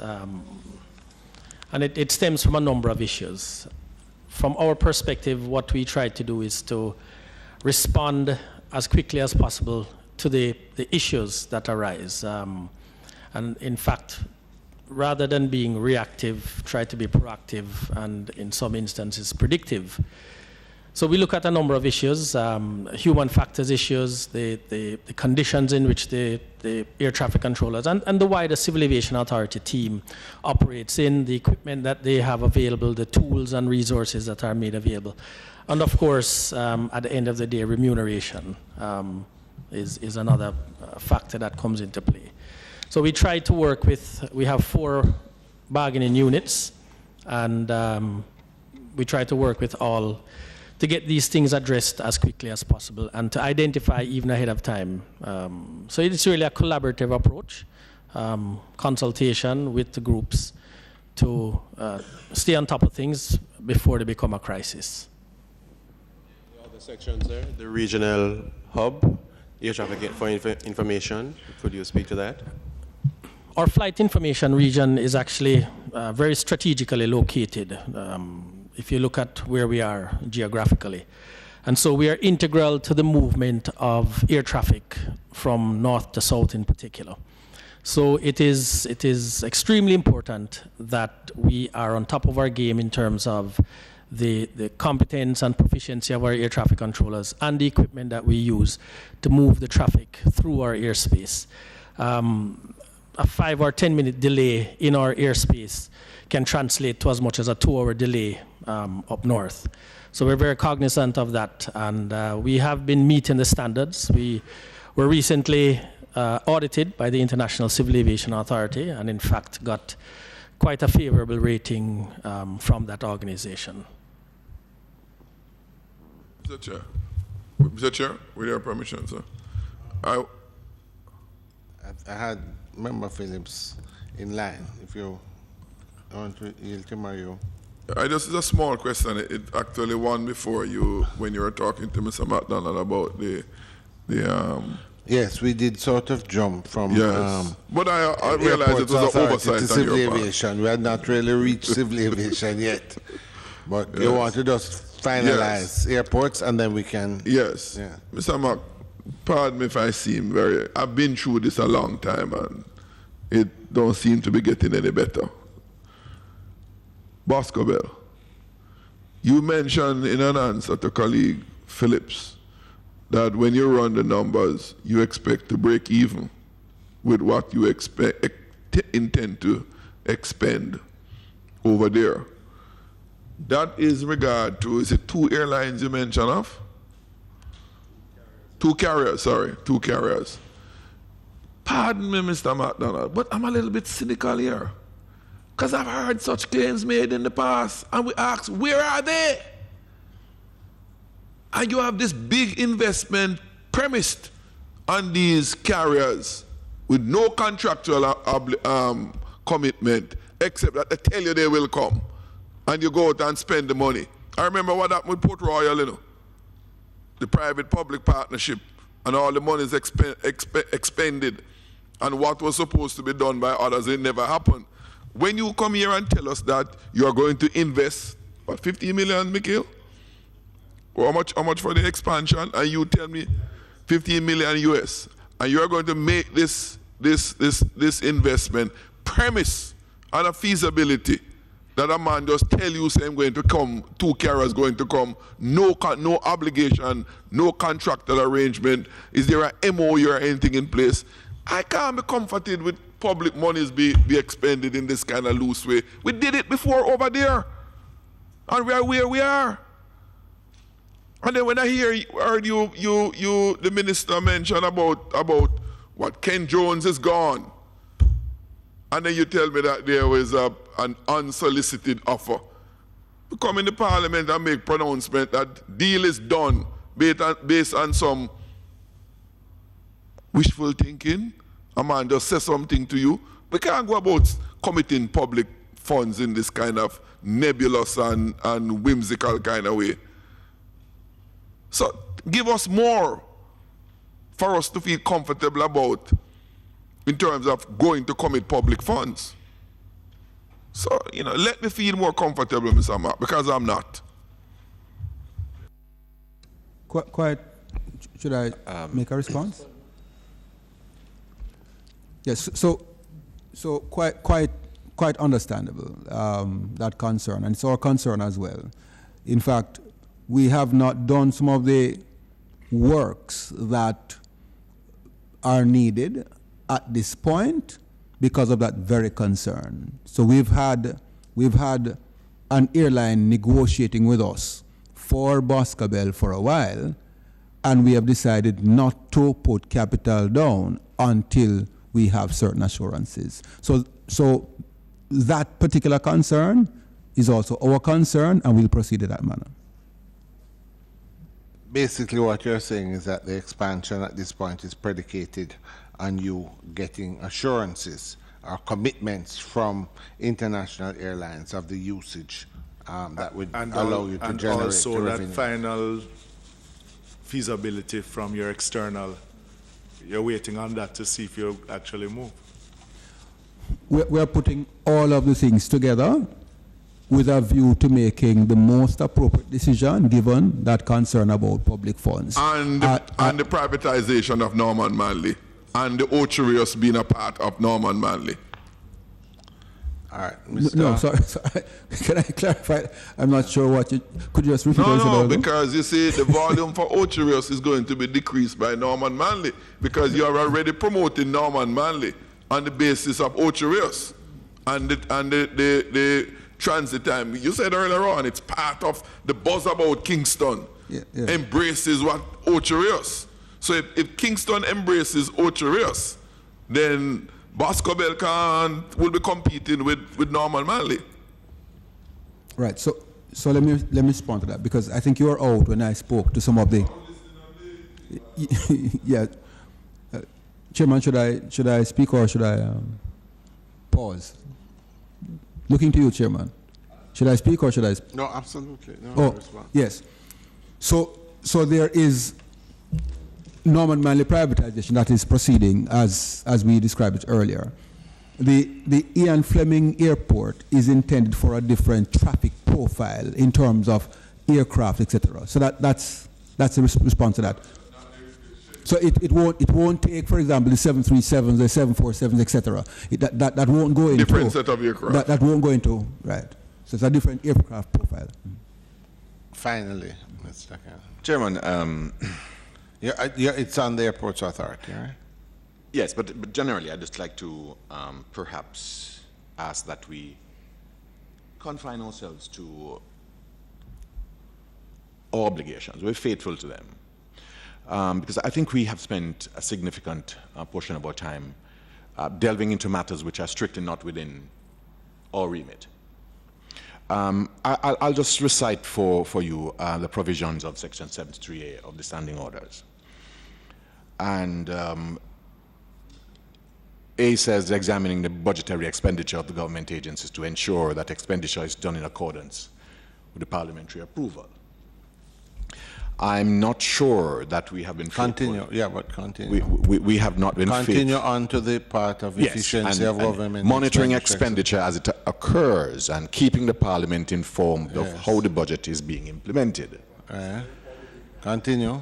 I'm sorry? There's more, isn't it? Yes, and I'll go to inquiring into the administration of the government to determine hindrances to efficiency and to make recommendations to the government for improvement of public administration. I see that we have spent a significant time questioning broad areas, but we haven't settled down to examining the expenditure against the plans which we have for the financial year. Because we've broadly gone, we have been on a expedition, fishing as it were. Would you like to lead off? So let us just come back. Be faithful. Thank you. No. Mr. McDonald, just on a point, just the 2 years ago, we had a meeting. I think you might have been there with Sangster International Airport, and we had gotten a commitment from them, or there was a discussion about expanding work that they were going to do, and they had gotten the raise. They were changing the. I not want to use the word rates, but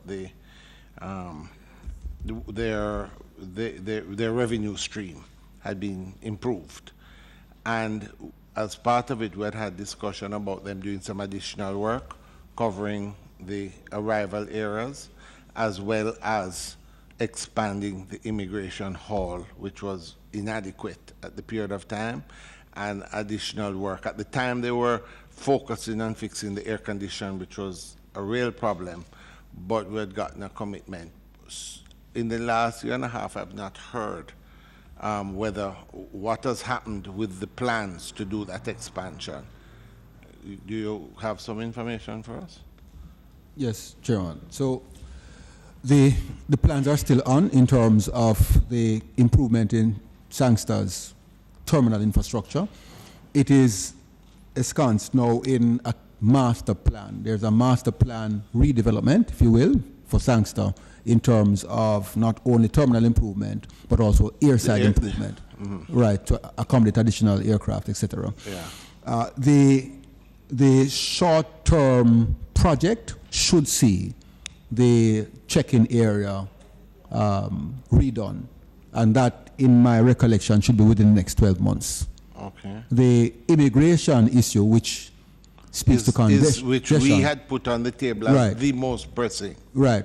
There are a couple of approaches that are being utilized. One would be operational adjustments. More kiosks and More personnel, kiosks, yeah. configuring sections of the immigration hall, etc., to then fit into the master plan for the airport's redevelopment, if you will. All right. So I think what's happening now is this short-term fix would be operational adjustments, and that is what they're implementing. In fact, last year was better. Last year was better than previous year, etc. Yeah. And those things are working. There's a team of Immigration, Airports Authority, MBJ, and the Ministry of Tourism that's we had working. put that in place before. Yeah. But I'm Right. just saying, though, what you're saying is that the plans that we had, they were to have spent some money That on is the still on. expansion of That's still the on. immigration hall. that is now- not. That has been.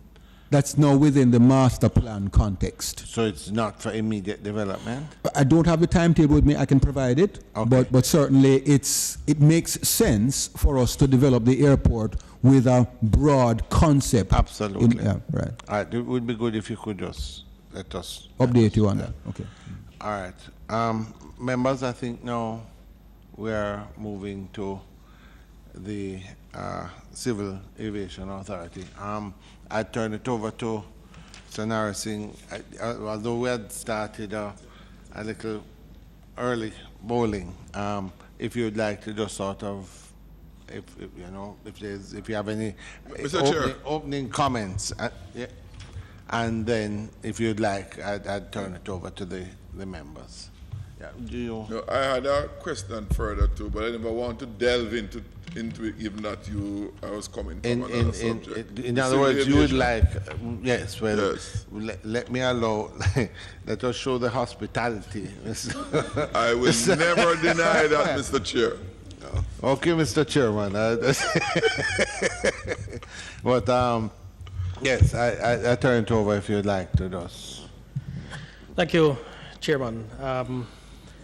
We had provided a status of accounts or financial position from our projected expenditures, the major items being employee compensation, allowances, travel expenses, government subvention, rentals, renovations, security, services such as consultancies, statutory payments, grants and contributions. We had projected roughly $6.9 billion. To date, we are at July 31st, at about $5 billion expenditure. The majority of that being a special distribution that was paid in April of $3.1 billion. Our current position at, budgeted would have revenues of 5.2 billion, expenses of 3.5. So we would be looking at a surplus of 1.7 billion. At July 31st, revenues are standing at 1.3 or 1.4 billion, expenses at 946 million, with a surplus of 433 million. A list of projects, major projects, was also provided, one of which I'm sure we'll be discussing a little bit more in depth, which is the upgrade of our air navigation services, or air traffic management system, and our transition. That project is ongoing, and we are looking at the end of 2017 to transition fully to that system, which is what we're currently using. There are a couple of projects that we had identified for the financial year that will have to be deferred, given other competing priorities, one of which is an upgrade to, or a transition to another surveillance system, automatic dependent surveillance, which is a satellite-based surveillance system. We will be deferring that into the 18-19 period. However, most of the other projects are in various stages of completion, and sums have been paid, and we continue to work through those and make the payments at agreed timelines. The major item that is outstanding with the upgrade of our air navigation services or air traffic management system is the renovation of our Kingston Air Traffic Control Center, which is at Winchester Road, and one radar site at Mount Denham, which we are now seeking to accelerate given the occurrences of the last 2 weeks. That's generally an overview, Mr. Chairman. All right. Thank you, Mr. Williams Singh. Can you just give us an update then, as you had touched on the occurrence that took place a couple weeks ago with the lightning strike, and where we are at now in bringing up the system back to full working order? Certainly, Chairman. At approximately 3 o'clock on Friday, September 8th, we had a direct lightning strike at our headquarters, 4 Winchester Road. Many people probably are not aware, but Kingston Air Traffic Center is actually housed at 4 Winchester Road. We have air traffic facilities at the airports, but our main air traffic facility is at 4 Winchester Road. The effect of the lightning strike, which from all accounts, we have had 2 consulting firms come in and do their assessment, was quite unprecedented to have that level of a lightning strike, especially at ground level. Typically, lightning strikes you would have at higher elevations. However, the effect of it was that we lost our capability to provide the necessary services from the Kingston Air Traffic Center. Hence, it had a negative effect on the provision of the services at the airports. The airports were never hit, the airports were never down, or the facilities. It was the Kingston Air Traffic Center. We lost all our ability to communicate with the aircraft, as well as radar feeds, which is what the air traffic controllers would see aircraft on. Our messaging handling system was also hit. And in addition to our air traffic management systems, other business process systems were also affected. Our PBX telephone system was affected. Our electronic access for the building was also affected, and some other equipment. We were unable to provide service from 3 p.m. on Friday, September 8th, through to 11 p.m. on Saturday, September 9th. We resumed providing some services, limited services. We understand certainly the importance of air traffic, air transport to the country, and I must commend all our teams, both from the Civil Aviation Authority and Aerotel, that worked and operated above and beyond in those certainly those first 36 hours to resume service. We resumed the service from 7 p.m. on Sunday, September 9th, continuously through to 11 p.m. on September 10th, Sunday, September 10th. Given the limitations that we were operating under, we, going forward from September 11th to, I believe it is the 14th, we could only provide service for 12 hours, 7 a.m. to 7 p.m. We were then able to increase service to 16 hours, 7 a.m. to 10 p.m. And as of the 19th of September, we have been providing 24-hour service. Our contingency team were the ones in place that initially provided the service. We were in the middle of transitioning to our new system. Our legacy system took a very bad hit. Our new system did suffer some damage, but we were able to get the system operating. And in fact, that is what we're operating on now. The initial thought was that we would have expedited the repair of the legacy system. However, having done an analysis, we were looking at an estimate of about $40 million, preliminary estimate, for the parts that were required for the legacy system. We also contemplated that our transition to the new system would have started on the 2nd of October. So we didn't think it would be a wise decision to spend that amount of money for maybe 2 weeks of operation when we would start to decommission the old system.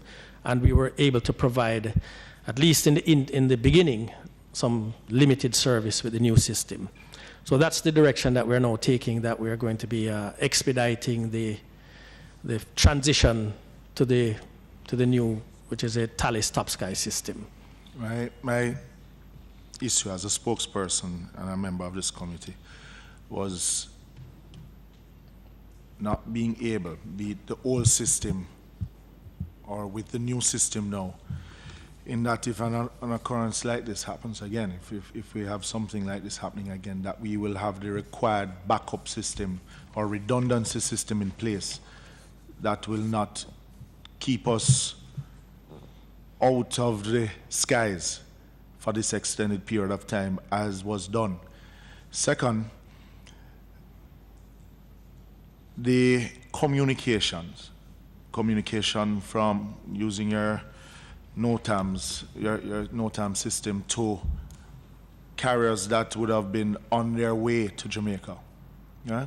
Hence, some bungling took place.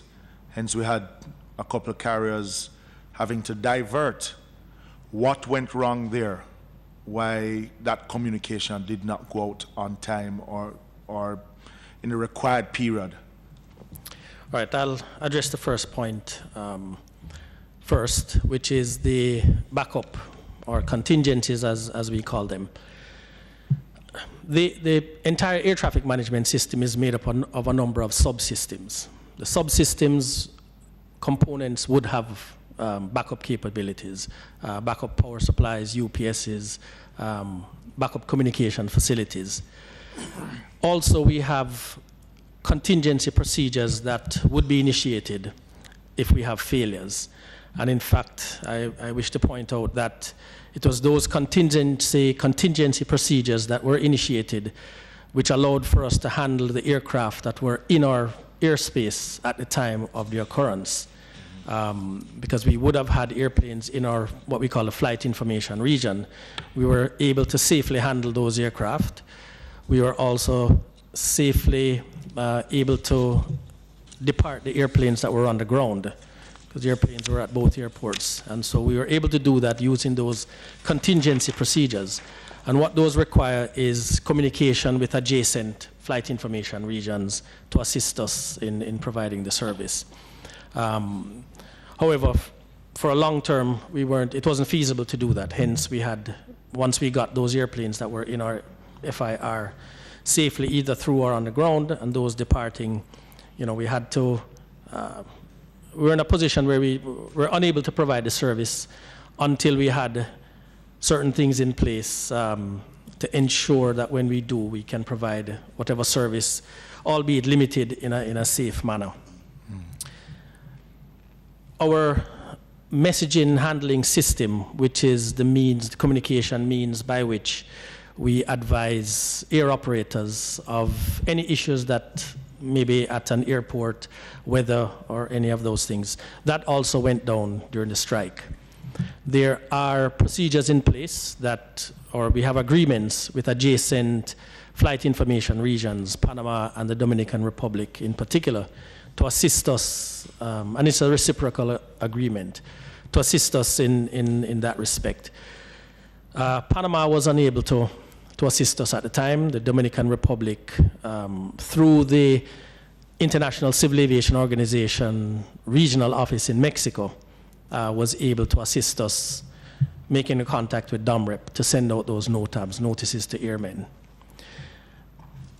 In our review so far, we do accept that the NOTAM that went out on the Sunday evening was delayed. And as such, there was one carrier, in particular, a European carrier, that was affected and had to divert to the Dominican Republic and then continue on the following day. So it is one of the things that we have looked at in our debrief, the communication process. Now, what would have caused it for it to go out late. I mean, you know, it's a crisis situation. So I imagine that, you know, some things would, but in this instance, knowing that a flight is in the air coming to, I would imagine that we would have had that list, or whichever way that you would have to identify which airlines on the ground, which are on its way, try and notify those especially that would be, because one of the complaints from the partners, even at our own local airports here, is that they got the information late. Even those that was leaving from even North America, persons have complained that it is when the time of departure that they are being notified, and the airline is telling them that they are just being notified. You know, so there seemed to have been a gap there, which had caused quite a bit of confusion. And we take that. That has been identified. The first 36 hours, 24 to 36 hours, I will say that our communication to our stakeholders certainly could have been improved. And we'll use this as a learning process, and we will have to certainly move forward from here. But once that had reached to us, that there was this absence of communication, efforts were then made by certain members of the team to make direct contact with the head of the Airline Association in Jamaica, the two major handling companies, as well as both airports, to try and relay information as quickly as possible, you know, ahead of the NOTAMs being promulgated. Right, in the 3.2 billion that is being spent for the upgrade, as you have said and the minister, in putting in those contingency units, one at Norman Manley and one at Sangster, that is within the cost of that 3.2? All right, so the project right now contemplates that we will have two facilities at Winchester Road that we can control traffic from. We're currently using the simulator room.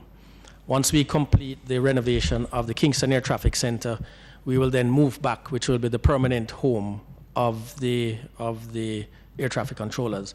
However, in an emergency, we can revert back to the room that we're currently in, which will continue to be fully equipped. So we will have two facilities at Winchester Road. The project also contemplates some contingencies at both the towers at Norman Manley and Sangster. Having since reviewed it, we want to strengthen that contingency. So there will be some need for additional equipment to provide a wider scope of contingency operations at both airports. But there is some contemplated within the project at both Sangster and Norman Manley. So, and I'm trying to ascertain if that is within the cost of the 3.2 that you're spending now, or that will be additional. Some of it is included in the 3.2, but given to widen it, right, you're going to need additional resources. Additional resources, which we're currently costing that, and we'll provide that. Because from the experience, and I've been saying it from day one, is that we should not be in that situation again where we do not have that redundancy, because you provide services not only for our own airspace, but as you said, for a wider area. You yourself mentioned that a 10-minute delay on our side can mean a 2-hour delay on the other side.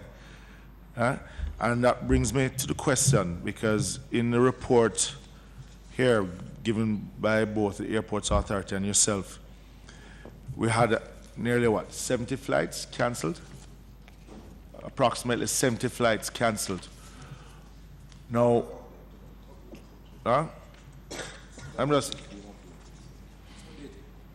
this is the last report you gave us, right? Which I collected yesterday. Right. So they updated that would have reflected flights over the first 2 days, 2-3 days. So up to the 19th, we're talking about 140 odd flights that were affected by lightning strike issue. Yeah. 140 flights affected. Yeah. Which brings me to the question now. 147. Because there is a cost. All right? And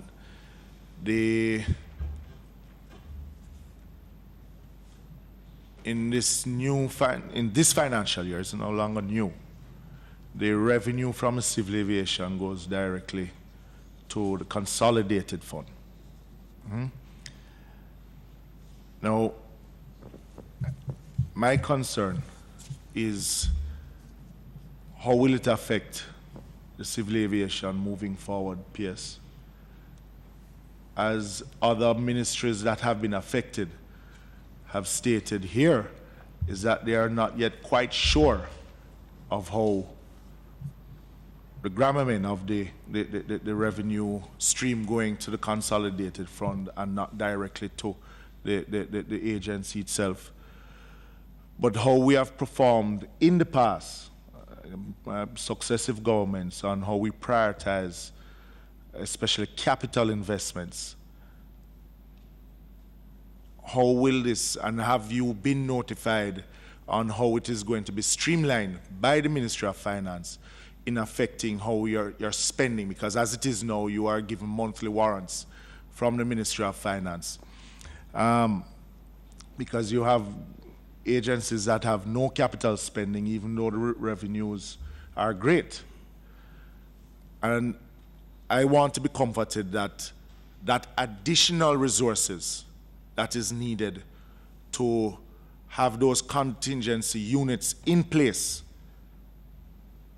that we will have the required funds available to do it and not just talk the talk as we have done in the past in some instances. Have the Ministry of Finance yet sat with you as the Director General and the team at the Civil Aviation in how we're going to streamline these spendings and how will it affect the capital spend of the civil aviation? We have been having continuous dialogue with the Ministry of Finance since the change in status. They have been quite accommodating and has made certain concessions given the special nature of the operations of the Civil Aviation Authority. Just this week, we were written to by the Ministry of Finance to advise that there will be a team from the ministry that will be visiting with us to establish the financial guidelines as to how we will operate given the new dispensation. But before you go, member, because I find it a little bit surprising that at this point in the financial year, some 4 or 5 months, that they are now going to be talking to you about, and not at the beginning of the financial year when this was all thought about. Yeah? And hence my concern. I'll give you a chance to respond, but hence my concern on how these capital spends will be dealt with. And, you know, the service that you provide and the ratings of our Jamaica Civil Aviation has been one of the best. And we want to ensure that it is kept that way.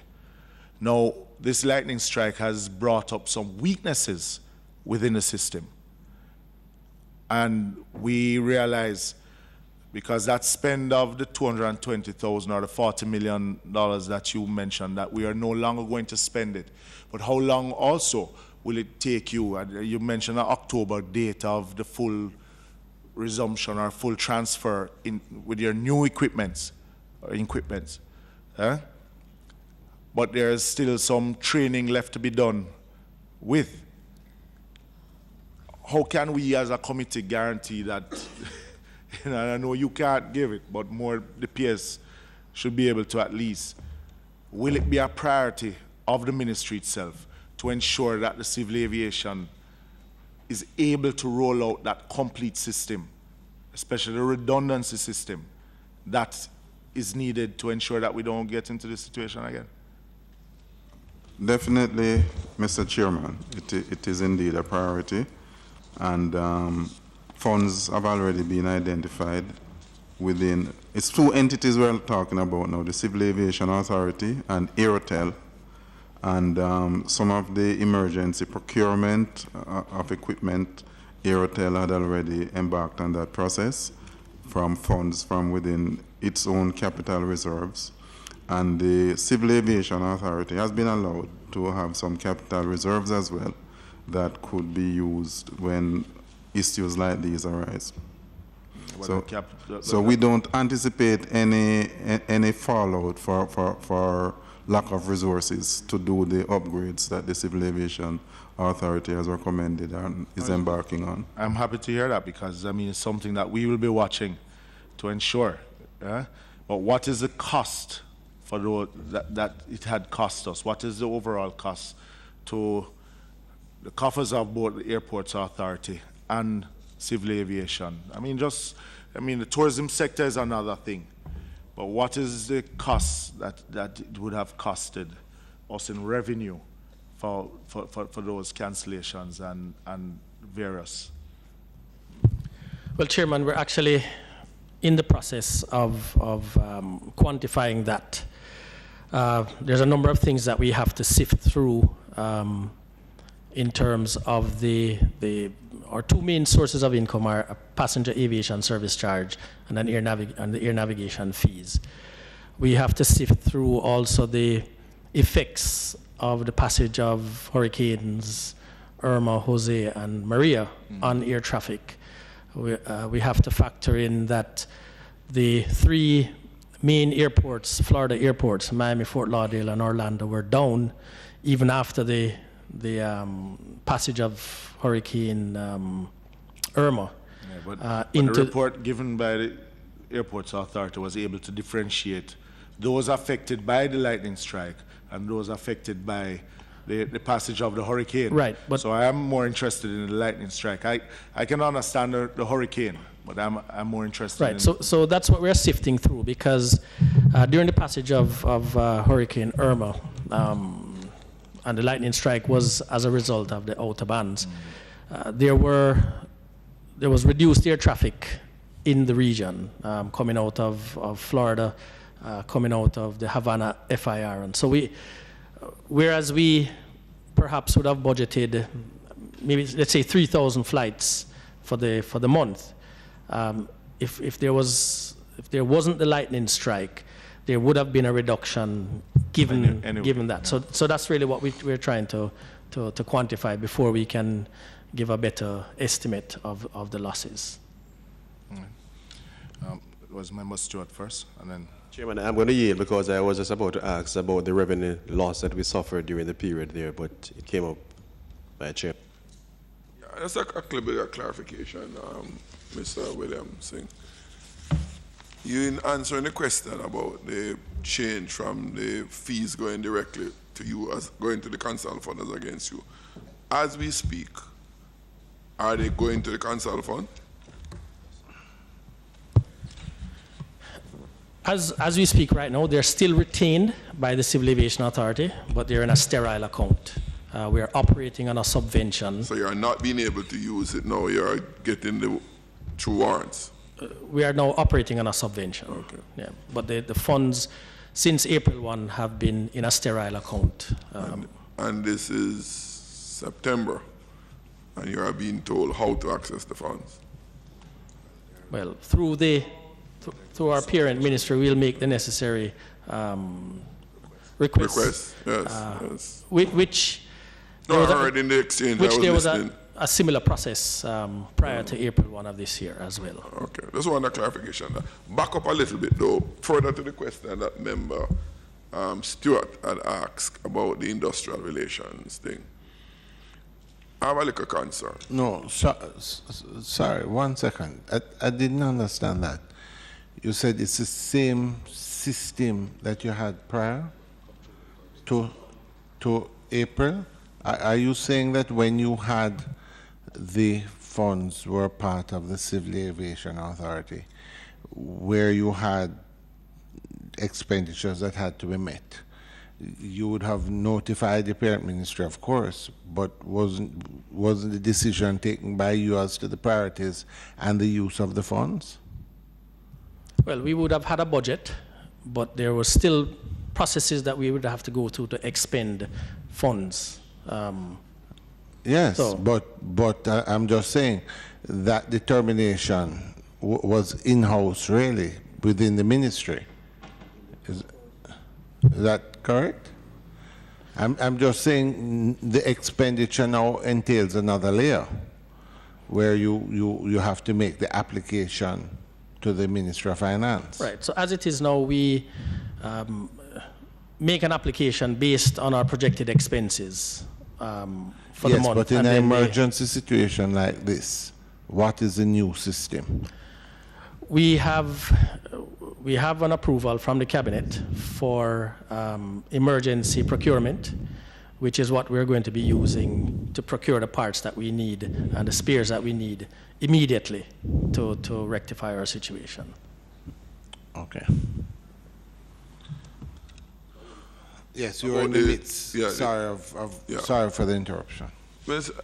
One of my concerns is the industrial relations climate that Member Stewart referred to earlier on. I had some discussions with some of the air traffic controllers sometime last year, informally, out of concern for the seeming disgruntlement that exists. One of the things that was brought to my attention is, because quite frankly, my position is that you can't put air traffic safety on the line for salary issues, compensation issues, and so on. And one of the things that came out in those discussions is that there are many safety issues that doesn't require expenditure which were not being attended to by the authorities. Now, I don't want to try the case as to who wrong or who right, only to say that it gives the appearance, well, put it this way, I think that if there is greater dialogue and consensus internally, then it cuts from under anybody's feet the opportunity to go and say or do something untoward to what the organization is doing. So it's more comment I'm making, because I say I'm not trying and who is not telling the full story or not. But to the extent that that situation exists, because you see, it breeds uncertainty for the traveling public. When you hear about air traffic controllers might go on strike and so forth, the traveling public feel unsafe. One. Two, our tourism industry, in terms of the booking and so on, is compromised by it. So it is imperative that we don't have these issues arising in that sector, because it has severe impact across the society.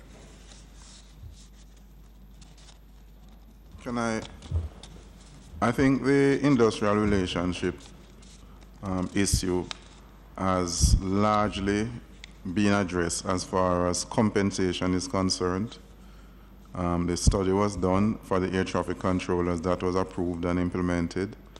A critical issue that we have now is the aerotel technicians, and that was also before the cabinet, and we are anticipating quick resolution of that as well. Basically, a study was also done for them, and I think one of the concerns they had was parity with their counterpart at Civil Aviation Authority, where you have two persons working at the same location, doing similar kind of job, but the CAA person was being paid much higher than the aerotel person. That has largely been addressed. There have been some restiveness within the technicians, but we have been having dialogue with them. Just this morning, the general manager met with them, and we are hoping to lay that matter to rest when the whole package have been approved by the Ministry of Finance, and we anticipate that that will be shortly resolved. Part of the problem, of course, is that with this crisis that came up, they had to put in extra hours, they had to work very, very hard, and they have to participate in training activities because we are transitioning to a new system, and which involve more hours on the job. And I think they may have been concerned that with the salary packages being unresolved, or with the issues that they raise and their concern being unresolved, it was really asking a lot of them. So we did hear ripples of concerns, but overall and by and large, everybody have come to the plate, worked very, very hard, put in extra hours to keep whatever level of service we're able to keep going. And we expect that the industrial relations climate should be significantly improved after this. We anticipate some communication from the air traffic controllers as well. I've been in touch with them. They say they have some recommendations and some concerns that they want addressed, and the ministry will do what it can to facilitate that process and that dialogue going forward. But you're still behind though in your wage negotiations. That's not a question. No, we are up to date now with the wage negotiation. Right. Anything now would be for the 19. 17, okay. Right. Yes. Chairman, through you to PS. The recent problems that we had, how would you say it has impacted with our international partners or international airports as it relates to that confidence level? Has it been restored, or was there a challenge? Is there a compromise or anything like that? Do people feel free or more confident to travel to get into our airspace here with the challenge that we had recently? I think it has been. I think we have. First of all, there's a high level of confidence in our systems and in our safety record, and also in our interaction with other surrounding and adjacent flight information regions.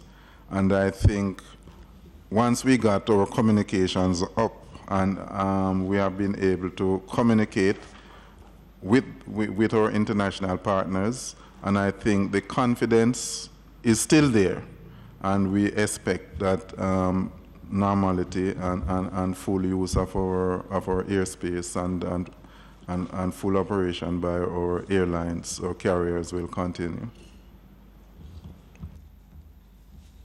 Chairman, perhaps this is properly addressed to Mr. William Singh. As part of your risk management, was your equipment insured? Yes, it was. And to what extent, or what is the level of cover you had on the equipment? Well, we're in touch with our insurance broker. They have assigned an assessor. We have given them a list of equipment that we have received from our technical personnel. Immediately following the incident, we had representatives from 3 of our suppliers that are related to the new equipment that are on spot, that are assisting us with the assessment of the damages. So we have given them a list of a preliminary list of equipment. So we're now to meet with our assessor as to the coverage. But did this coverage, did it also include a loss of business? No, it did not include loss of income. In going forward, do you see it as part of the managing your risk that you would put in place coverage to deal with business loss? Certainly.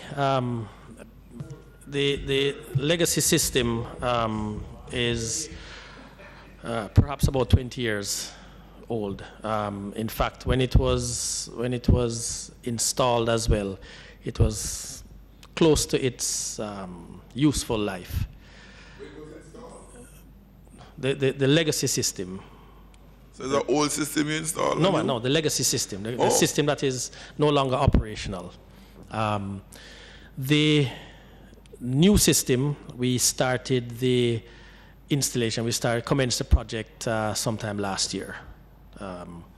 And it was a 17-month project, so we're looking towards the end of this year for completion, but we're hoping to crunch that timeline. Thank you. Just a question. The legacy system, where do you operate from now? Everything is now housed in one location, right? Kingston Air Traffic Center is at 4 Winchester Road, which is our headquarters. And it's been there for? It's been there for quite some time, since just after we moved to that facility. Like how long ago was that? Long time? I mean, years. Years. Perhaps about 96. But the center didn't come there immediately then, because the center was out at Norman Manley. Right. It was sometime after that. So it's afterwards that it was moved there. I wasn't here. Just to clarify, Sure. Two quick things. One, you said we're totally up and running now. Everything is back on track? Yes, since the 19th, we have been providing 24-hour service. So the JetBlue flight out of New York is now back on schedule? Yeah, the three carriers that were most affected were JetBlue, Caribbean Airlines, and Fly Jamaica. Right. And so they're all being facilitated now.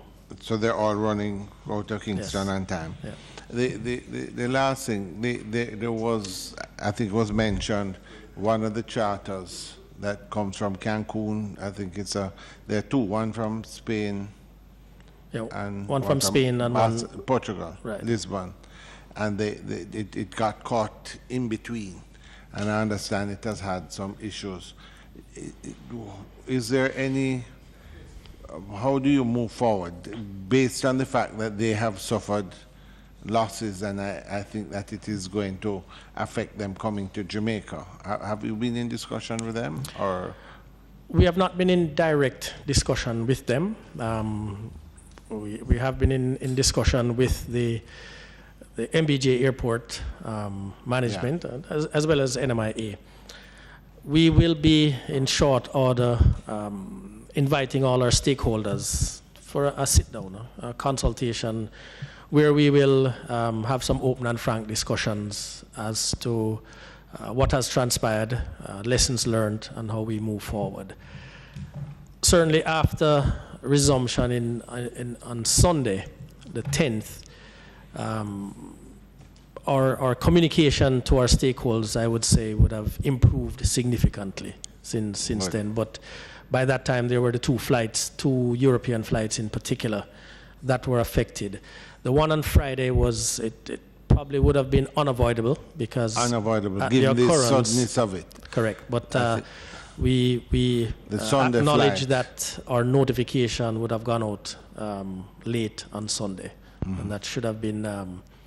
We should have identified that and used all means available to make contact with persons that would be likely affected.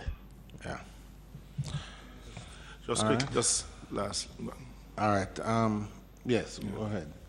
Just to add, based on your question, that the CEO of MBJ is actually currently at World Routes, and one of the things that he'll be doing is reaching out to those two airlines as well, subsequent to World Routes, just to be able to ensure that Jamaica doesn't lose out on those airlines. Well, I think it is very important.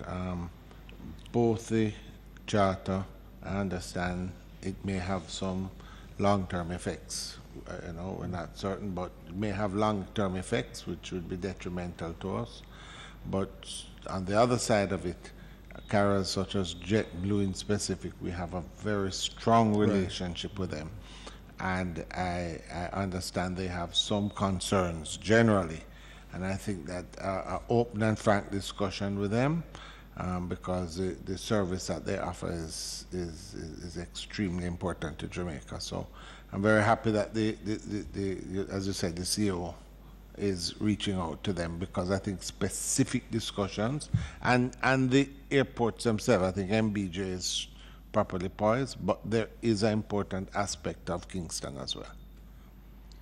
In addition, Chairman, I have been in contact on more than one occasion with the regional director for IATA, International Air Transport Association as well, which represents a number of the carriers, and continuously updating her and getting the feedback. Absolutely. Members? I just wanted to what is the requirement or your perfect number for the number of air traffic controllers that you would require, and how many do we have on staff now? We do have a complement now that we can continue to provide the service 24/7 without disruption. We are transitioning to some other supporting systems to our air traffic management system, one of which is Aeronautical Information Services to Aeronautical Information Management. And so there are some new positions which have just recently been filled. In fact, the person started training on Monday. There are other positions that we require to fully support our Air Navigation Services Division, and we have made a representation to the Ministry of Finance, the appropriate department there, for the approval of those positions, and we are waiting there. Yes, make sure they don't treat them like the judges, Yeah, it's required. All right. Thank you. Member. Because I'm going to talk to my colleague right beside me here and give you all the assurance. There will be no delay. No undue delay. So, Narasing, there's a new aviation policy. Is there? Is it? The general aviation policy? Is it under consideration? I think what was mentioned maybe while you were out was that there is dialogue ongoing with the general aviation industry in terms of the concerns that they have. I know that they have also written to the minister, and the minister plans to meet with them. But Mr. Nari had actually pointed out that there's an ongoing dialogue, and that in short order there should be, maybe you can explain a little better. Yes, Chairman. So we do have a working group, Civil Aviation Authority, Airports Authority, and representative from the general aviation community.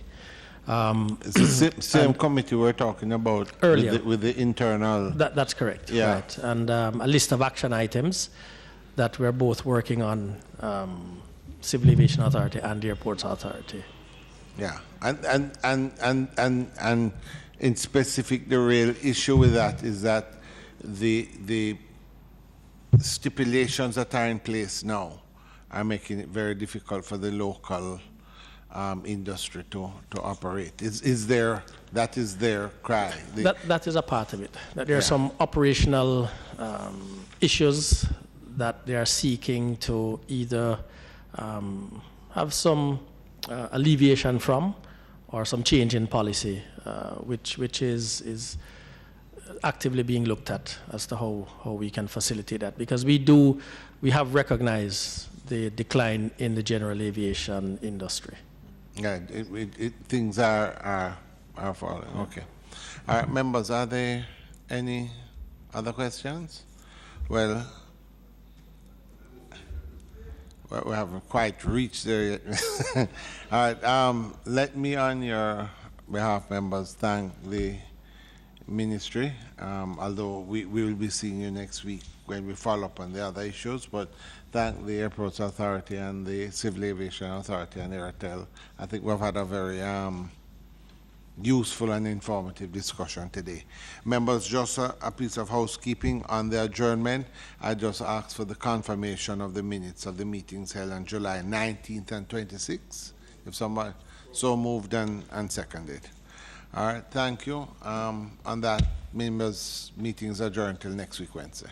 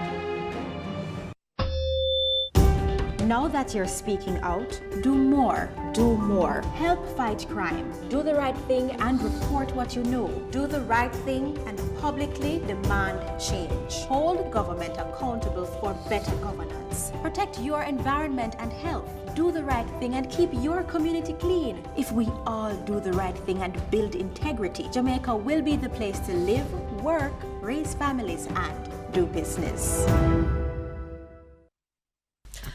Brand new series called with Sonia coming soon. I'll be speaking to influential guys that nothing is impossible.